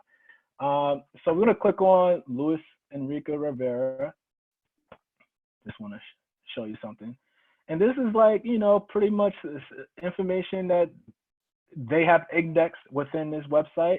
You want to start making sure that you record some of this information if you're not even already aware of it. I know in speaking to Anita before, she was not aware that he was buried in Sarasota National Cemetery. And she had mentioned to me that it's probably because he was a veteran. And so that's probably why he was buried in the National Cemetery. Which is interesting is that I didn't point out to her was that with this, they actually give us a link to findagrave.com, which is one of my suggested resources that I have created a handout for you guys. I'm going to share with you later. So before you get, leave, I'm going to share that in the chat. Or matter of fact, can someone, I think I emailed it to someone in the group. Can they share it in the chat so people can have an opportunity to look at it? And when you look at Find a Grave, look at that. We are able to look at the direct headstone of her fathers, which is, I think, is pretty amazing to know that from home, from the comforts of your seat, they have documented the location. They have the plot site. So if she didn't know exactly where to look to find his headstone and be able to look for his burial site, it's right here. And I think it's pretty amazing that she can have that access to that. We're gonna go right back to here. So let me exit this out real quick. And then right here is, so right here is index information from a database, as it says right here, Genealogy Bank Obituaries. And so his obituary was shared in his database. And so it was indexed here, his name, what type of event, so what type of record is suggested that is going to be attached to his account. It's an obituary. When was the obituary submitted? This is the date. We know this is the day he died. We know that, birth date. If we didn't know his occupation, they list out his occupation right now. So just for instance, if she didn't know who he was, she would have been able to find that out. And then here you have a whole bunch of information that was shared within the obituary. You have spouses' names. If you didn't know the spouses' names, if you didn't know some children that you weren't aware of, here's extended family members that were mentioned in the obituary. So this is like pretty cool that you can be able to find all this information by just looking at an index of a record. Unfortunately, I'm going to show you review and match. I believe it's loading. Sorry. Unfortunately, this record does not have the image of the obituary, which would have been very grateful. I mean, really good, because when you're looking at the index, you got to also remember that some of the people who are crowdsourcing, they can be spelling information wrong. They could be inputting the wrong information. So you always want to look at the actual document or record. But, how do we know if this is him? Well, we know that his wife's name is Rosa Bernard Rivera. So it actually gives you the opportunity to compare the information that you already have. And if everything seems to be to match up, you can attach that. And now whatever information from the record that is on the website will be attached to the profile that you've created for your family or your relative, which is Ignacio Rivera right here. I'm going to exit this real quick because I think there's something else. We want to see some images. I want to show you guys some documents that you guys can really get into. Yeah, that was cool. Hey, Anita. So let's go back to the tree. All right. So we're going to move on to the next generation, Ignacio Rivera and Rosa Bernard E. Rivera, right? So we have another suggestions, full of suggestions. I'm going to show you all of the suggestions that it's giving us, right? And look what we have. We have an obituary that was written for Ignacio when he passed. So again, you would be able to click on this, this live link, and then it will bring up another page where you will be able to look at all the information that is provided within the obituary. I know from just looking at it prior that it wasn't information that it wasn't an image that we can look at. I want to show you. All right, I believe this is the. All right, yep. This is what I wanted to show you guys. So here, what have we learned? Anita, I want to know, were you aware that Ignacio's name was Ignacio Rivera Vasquez? The second last name was Vasquez? No. So this is some new information that she was not aware of, was not privy to prior to, doing this research using this database. What we were able to, and why do we believe that this is actually him? How do we know that is not some other Ignacio Rivera Vasquez, right? Well, we know, were you privy, you weren't privy to his death date either, right? No.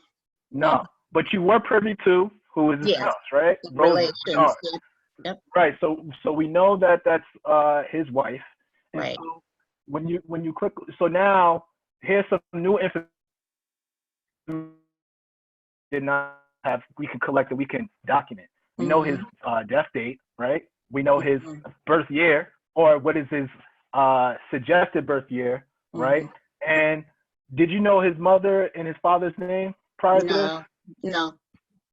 Right, so perfect. No, I didn't know much about him at all. Well, so now we know who the father's name. So if we want to use the search function on the website, we can do that. You know, you want to document all this stuff down so you can be able to do the research later. I'm gonna show everybody how to do that. Obden, how much time do I have left? I'm not sure if I'm going over or not. Am I good? Just give me a thumbs up if I'm good. Oh, you're good. You have about 5 minutes. All right, so I'm gonna try to keep speed it up a little bit. All right. So the beautiful thing about this is that we actually have the image within the database. So we can actually look at the image of his death certificate. Oh, what's this? Yeah, here it is. It takes a while for it to load up, unfortunately. Let it load.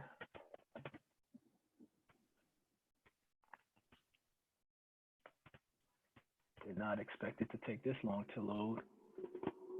But as you can see on the bottom, perfect. All right. There it is. There it is. There it is, right? So as you can see on the bottom, this is basically the information that was indexed from the document. So this was the information that was pulled out from the document from whoever input the information onto the website, right? And if you want to just look at the actual document to confirm, because again, I mentioned that some people may have entered wrong information, as you see, certificado de defunción, which is death certificate in Spanish, right?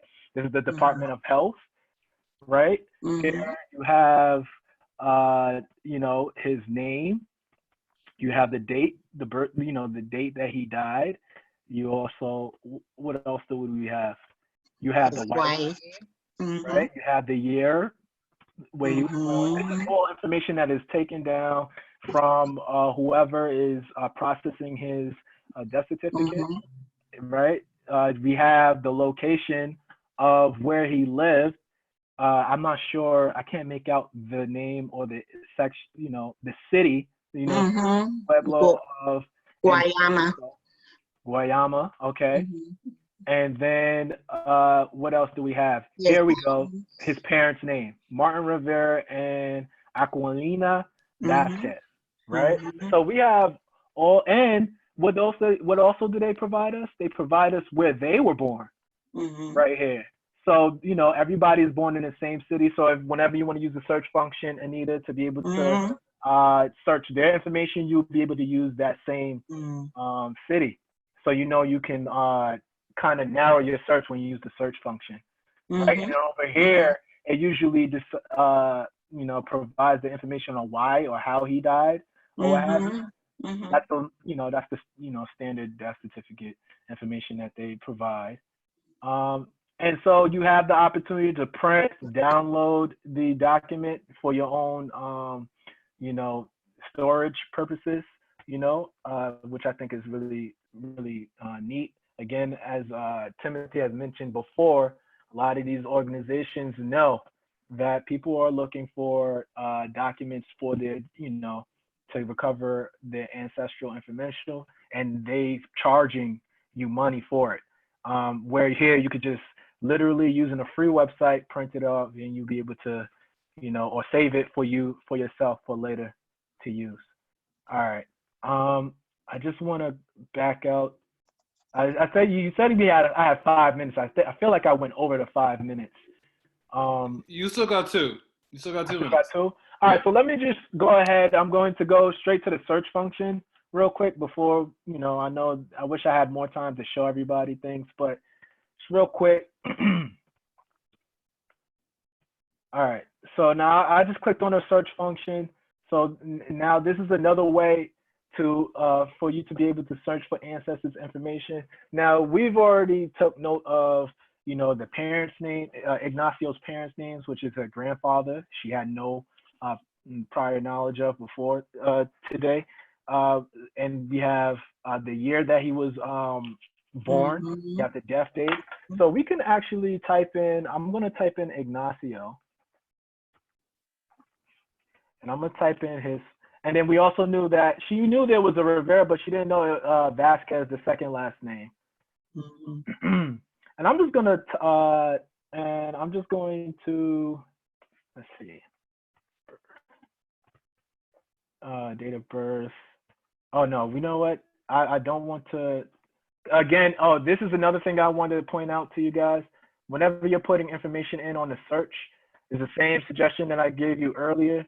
If you're not sure, or you're not, you know, you don't know the exact date or the exact place, leave it blank. It's going to give you all the search results for the individual. And here is, you know, you can put a range.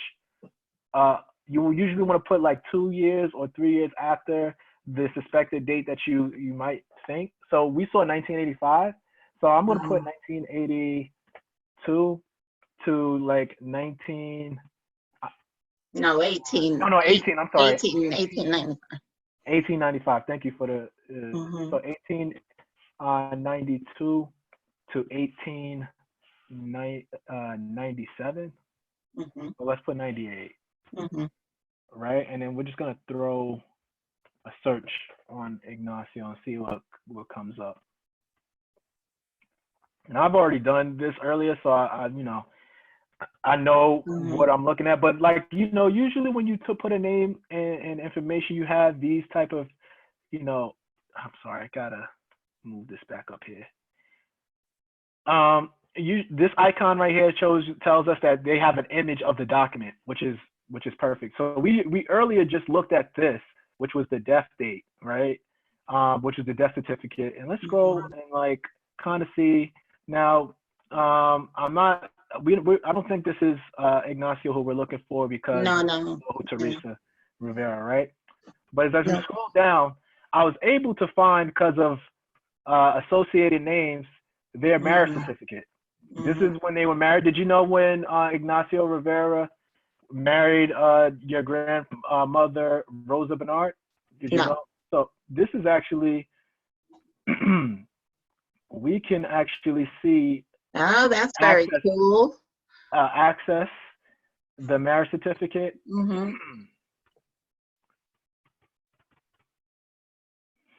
And you know,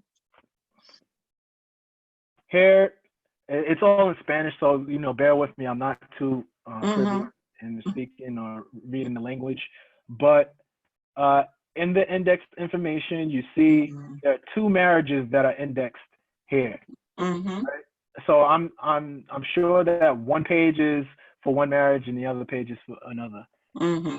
And let's see, this is, I believe, the side that we are going to look at. Yes, right? We have Ignacio Rivera, you got Mm-hmm. Bernard, right?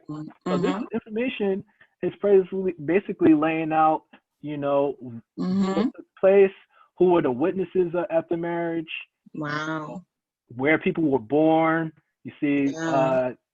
can you pronounce that, the name of this? Guayama. Guayama. Right. Mm-hmm. So again, we have Guayama here. Mm-hmm.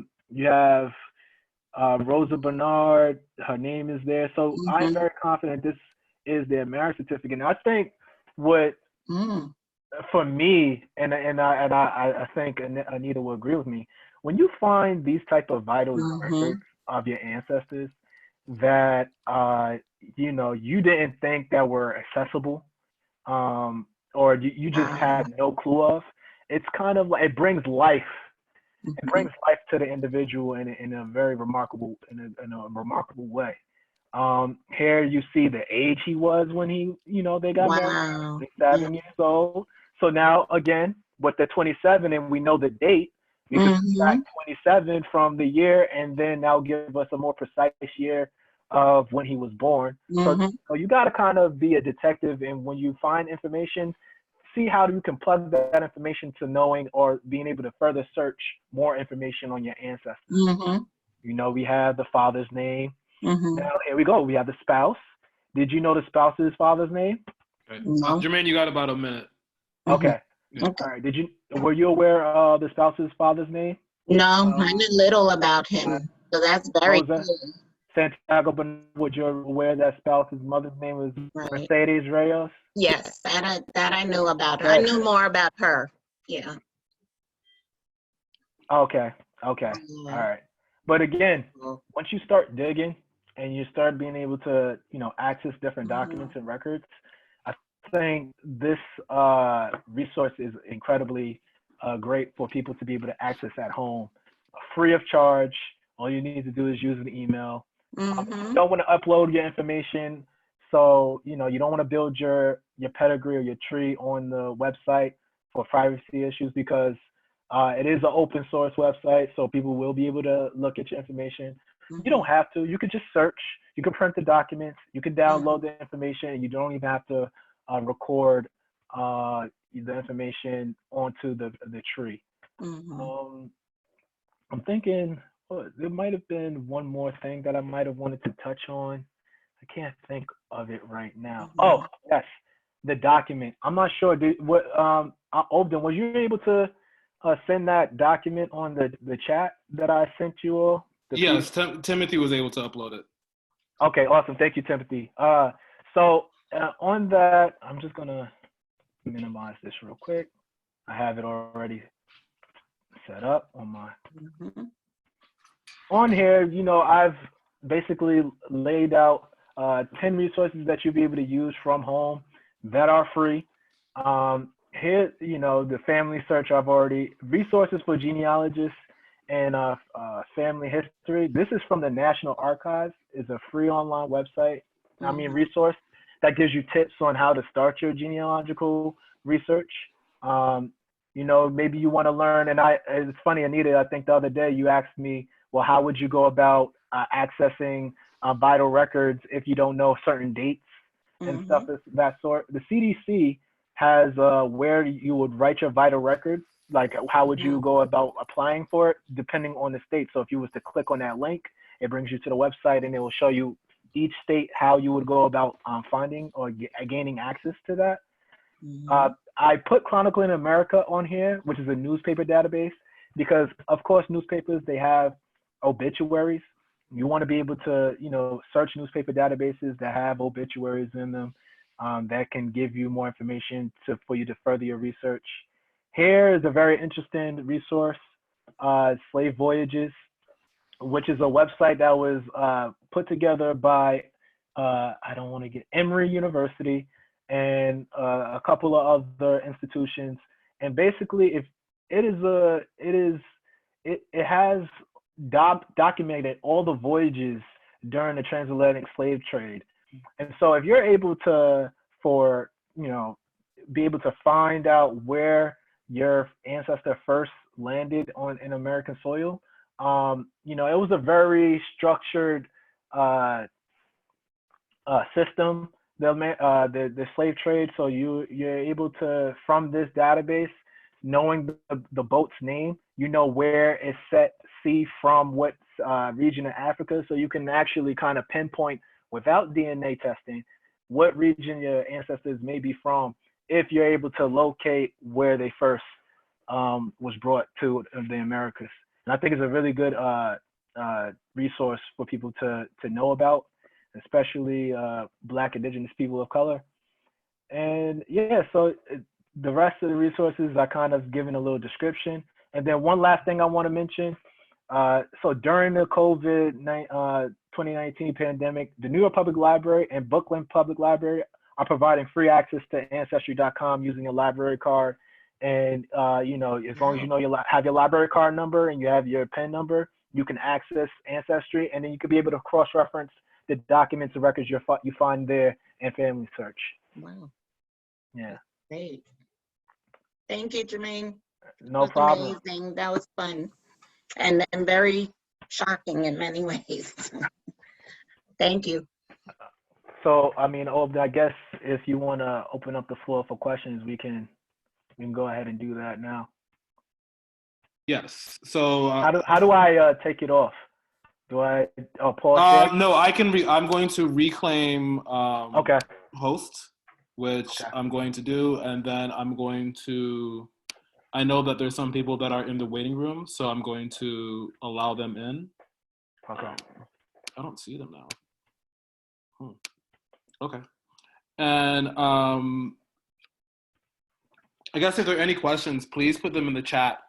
And 8:30 was kind of our end time, but we're all about hanging around and answering any questions that people have.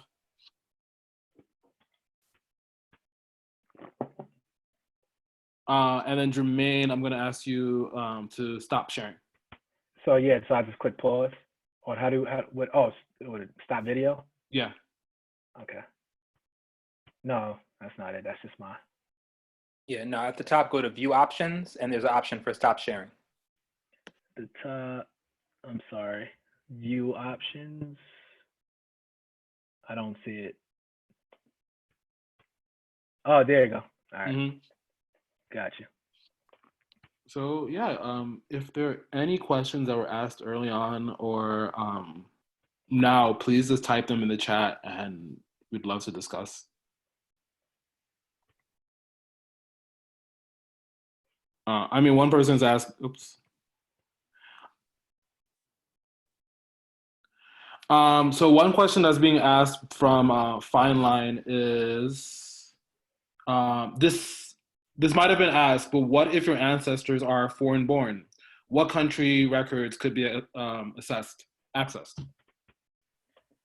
So like I mentioned earlier, and with Family Search, at least, it is a global institution. And so a lot of those documents that I was able to access for Anita were, she lived, her family's from Puerto Rico. So those were records, albeit it is still, on American soil, and that gives, but these are foreign documents. For once, my father's Jamaican. I was able to find some records on my father's family. I was working with Obden not too long ago. We weren't able to find the records, but we did see indexed information from me, which is very helpful because, and I didn't show that, but with each record, there's a citation. And on the citation, it actually mentions where they were able to access that information or access that document. So if you wanted to go ahead and reach out to the institution or the agency that holds the document, you'll be able to do so. Mm.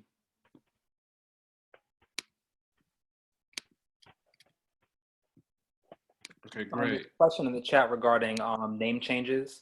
What I would say is for anyone who is currently living Family Search, if I understand correctly, and also Ancestry.com, do not necessarily index those particular changes unless they are input by somebody within the system and that's made public.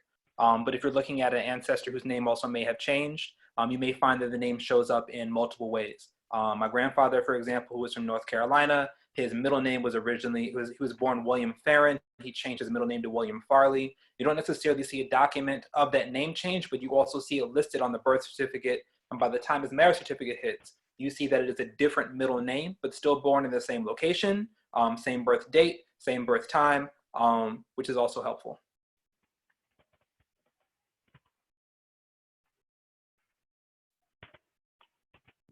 There's also a question about if your ancestors are foreign born, which I think we just answered, but the databases on Family Search and Ancestry are both global. Only Ancestry will charge you significantly more than Family Search to access much of the same information, as Ancestry.com actually indexes some of their information from FamilySearch.org.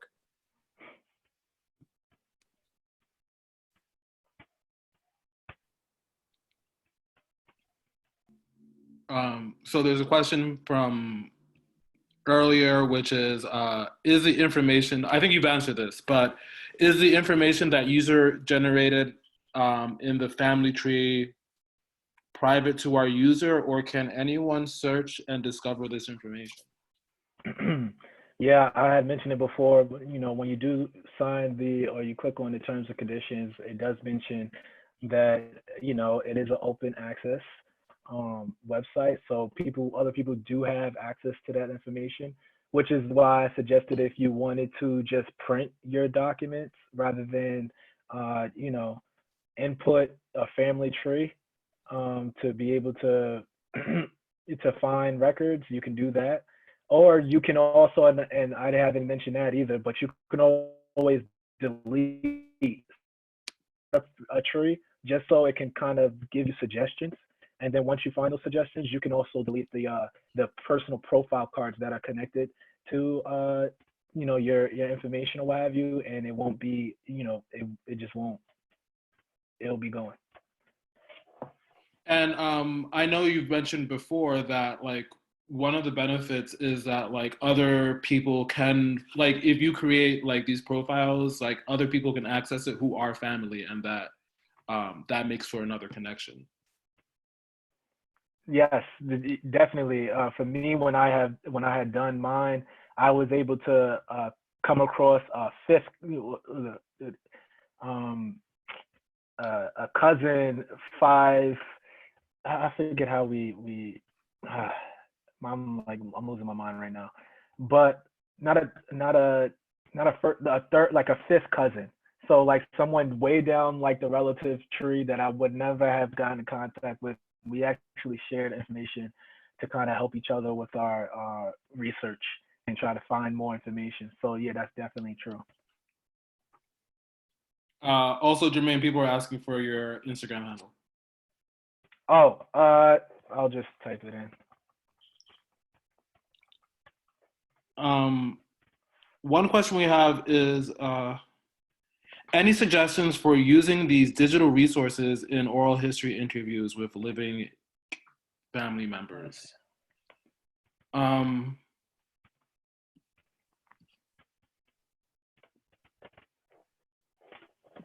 I guess I'm trying to understand the question. I'm sorry, which question is it? So the question is, any suggestions for using these digital resources in oral history interviews with living family members? I guess one of the things with oral history is that you have to, what makes it a little more helpful if you do transcription work.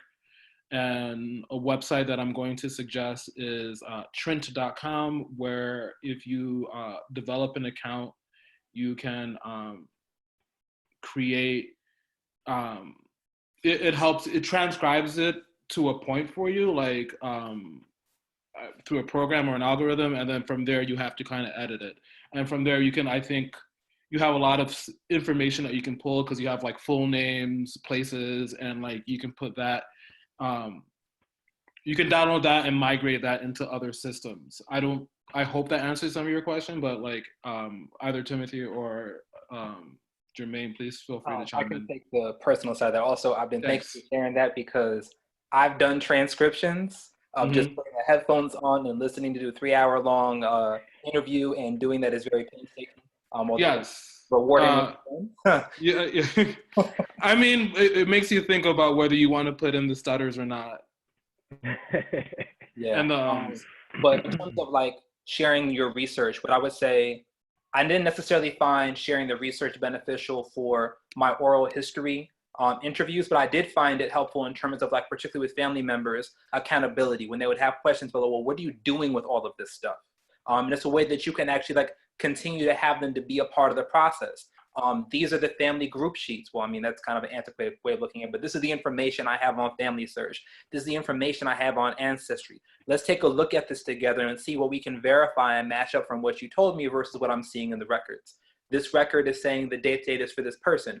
Oh, you have their physical death certificate. Let's match it up and see if it's actually accurate. And there are different ways you'd be able to utilize that as a way to triple confirm. There's another resource coming through the chat from Nia that rev.com is another good tool, which is cool. And I'll check that out as well. There are a few questions that came up earlier, and one of the ones is, I had written this down, that Shari wrote, which was regarding the responsibilities of inheriting some of these documents. For me, a lot of the documents and photos from my great aunt and from my grandmother, who had a lot of these vital records, like the physical copies, I actually just scanned those immediately. Like I took them on a loan and then returned them. They were put back in plastic. They were preserved by members of my family who were practicing specific archival techniques. They just learned by believing if you put it in plastic and you keep it inside of a file cabinet, it can live for a period of time. And every now and then you need to go back and make sure nothing rubbed off. So part of like my habits is like, I know myself, I'm not good at collecting pieces of paper. Digital files are much better for me. My mother has most of those particular records. So you also want to make sure they're kept in a location where they can be preserved. We have people who are on this call, they're experts at the libraries and the institutions that are represented here that can speak to you regarding like being able to preserve archival materials. And I think that's definitely not necessarily my ministry, but what I can say is if you know that you do not have that practice, digitize it in a way that is safe and get it to someone who can do it better than you can. What I would say is like, in terms of the emotional weight of inheriting that, it is one of the things to keep in a place that you can return to. People talk about this idea of sacrifices to make something sacred. If these are things that are sacred to you because they're a part of your inheritance, then I would really suggest as part of like your self-care ritual, like remembering your ancestors, whatever your spiritual or personal practices are, there are times I've just sat and just been like, ancestors, help me find you. And over the years, just continue to look back at these documents. Well, what is it that I've missed? I'm older now, I understand things a little bit better, even if my memory isn't what it was. And perhaps I can find something new. Perhaps I can uncover something that I hadn't considered previously based on things I've read and things that I've experienced. Another thing that I can say, depending on like how you synthesize information, because I'm an artist, utilizing this in my artistic practice allows me to access it differently. So for me, I write poems, I've written books, I've written articles on medium.com where I've been able to synthesize this information, not just as data, but to be able to give it an emotional weight and experience. It comes alive when you tell the stories. It comes alive when you give it different shades of color, and sometimes an artistic medium can allow you to do that. If you're like, well, art's not my thing, whatever is your thing. If it's you decide to sew some clothing, an Afghan, a scarf, and while thinking of this, you may be able to utilize that as a particular practice to unearth different truths that you've uncovered. So those are some of the recommendations that I have of being able to not only like distill the information in terms of the archival practice, but in terms of how it's also a transformational life practice.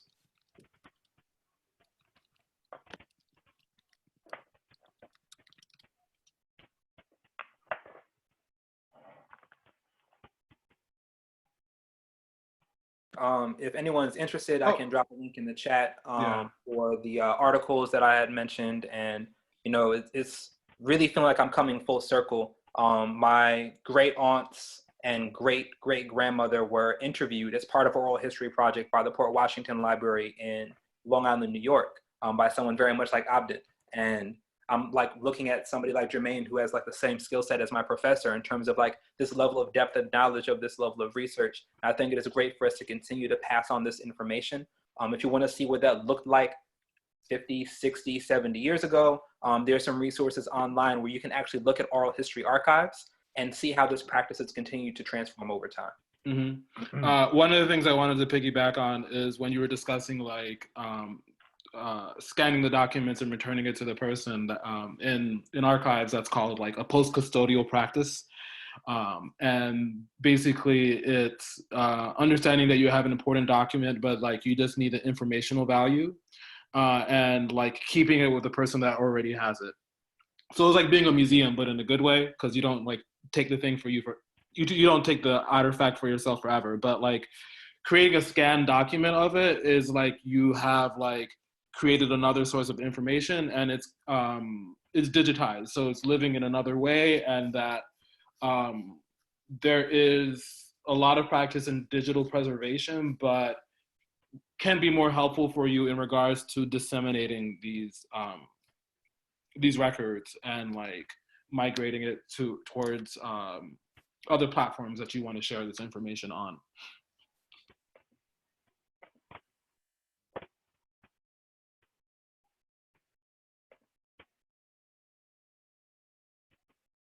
And again, our next session on May 20th will be managing your own archive. So there are going to be there were a couple of questions about best offline records management systems, or again, dig a little bit more deeper into archival best practices in terms of preservation, both digital and in terms of if you're keeping any of these documents, the plastic or mylar sleeves and acid-free folders, and keeping things in cool, dry spaces and outside of like harsh light. These are some of the like top level basics of archival preservation that we're going to share next time. So I posted that link in the chat, but also please do follow us on Instagram and Twitter, Weeksville and the Brooklyn Collection, and everyone else who's been amazing. But we'll be posting updates about any of these upcoming programs, as well as an announcement when this recording becomes available, and just ongoing conversation about all of these topics.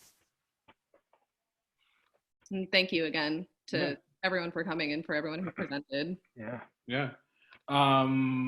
So yeah, if we do not have any more questions, I think I'd like to take all the time to thank Michelle and Brooklyn Connection, Mocada, Joyce Joseph of Archival Alchemy, and everyone at Weeksville Heritage Center that's helped with this to become a thing, as well as our participants of Timothy and Jermaine, and I'd like to thank Julia for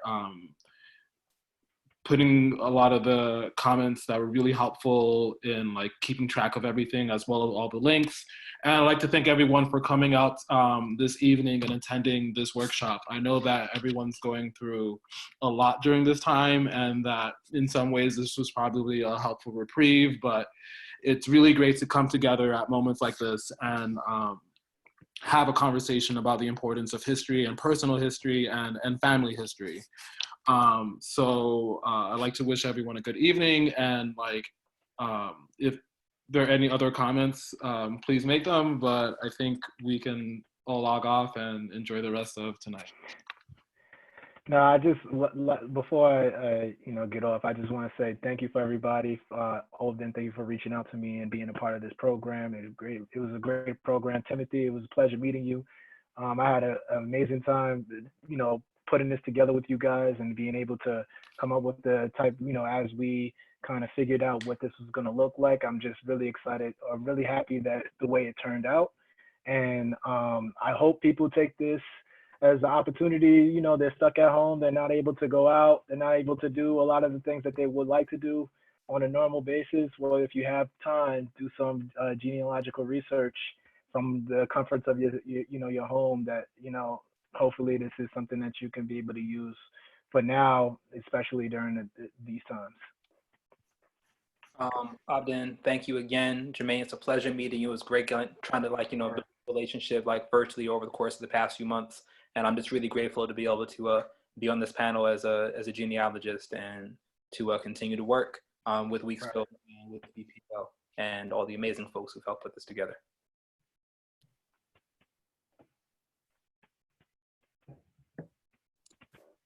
Okay. All right. Wait, maybe we also have Rob, who is our executive director. So I'm going to unmute him if he has. No, he's unmute. Oh, that's me. Sorry. This is his account. Oh, that's so funny. So I don't think. Is he? I swear to God, I saw him. All right, I think on that note, I think we'll end it, and just want to wish everyone a good night. Yeah. All right. Good night, everyone. Yeah.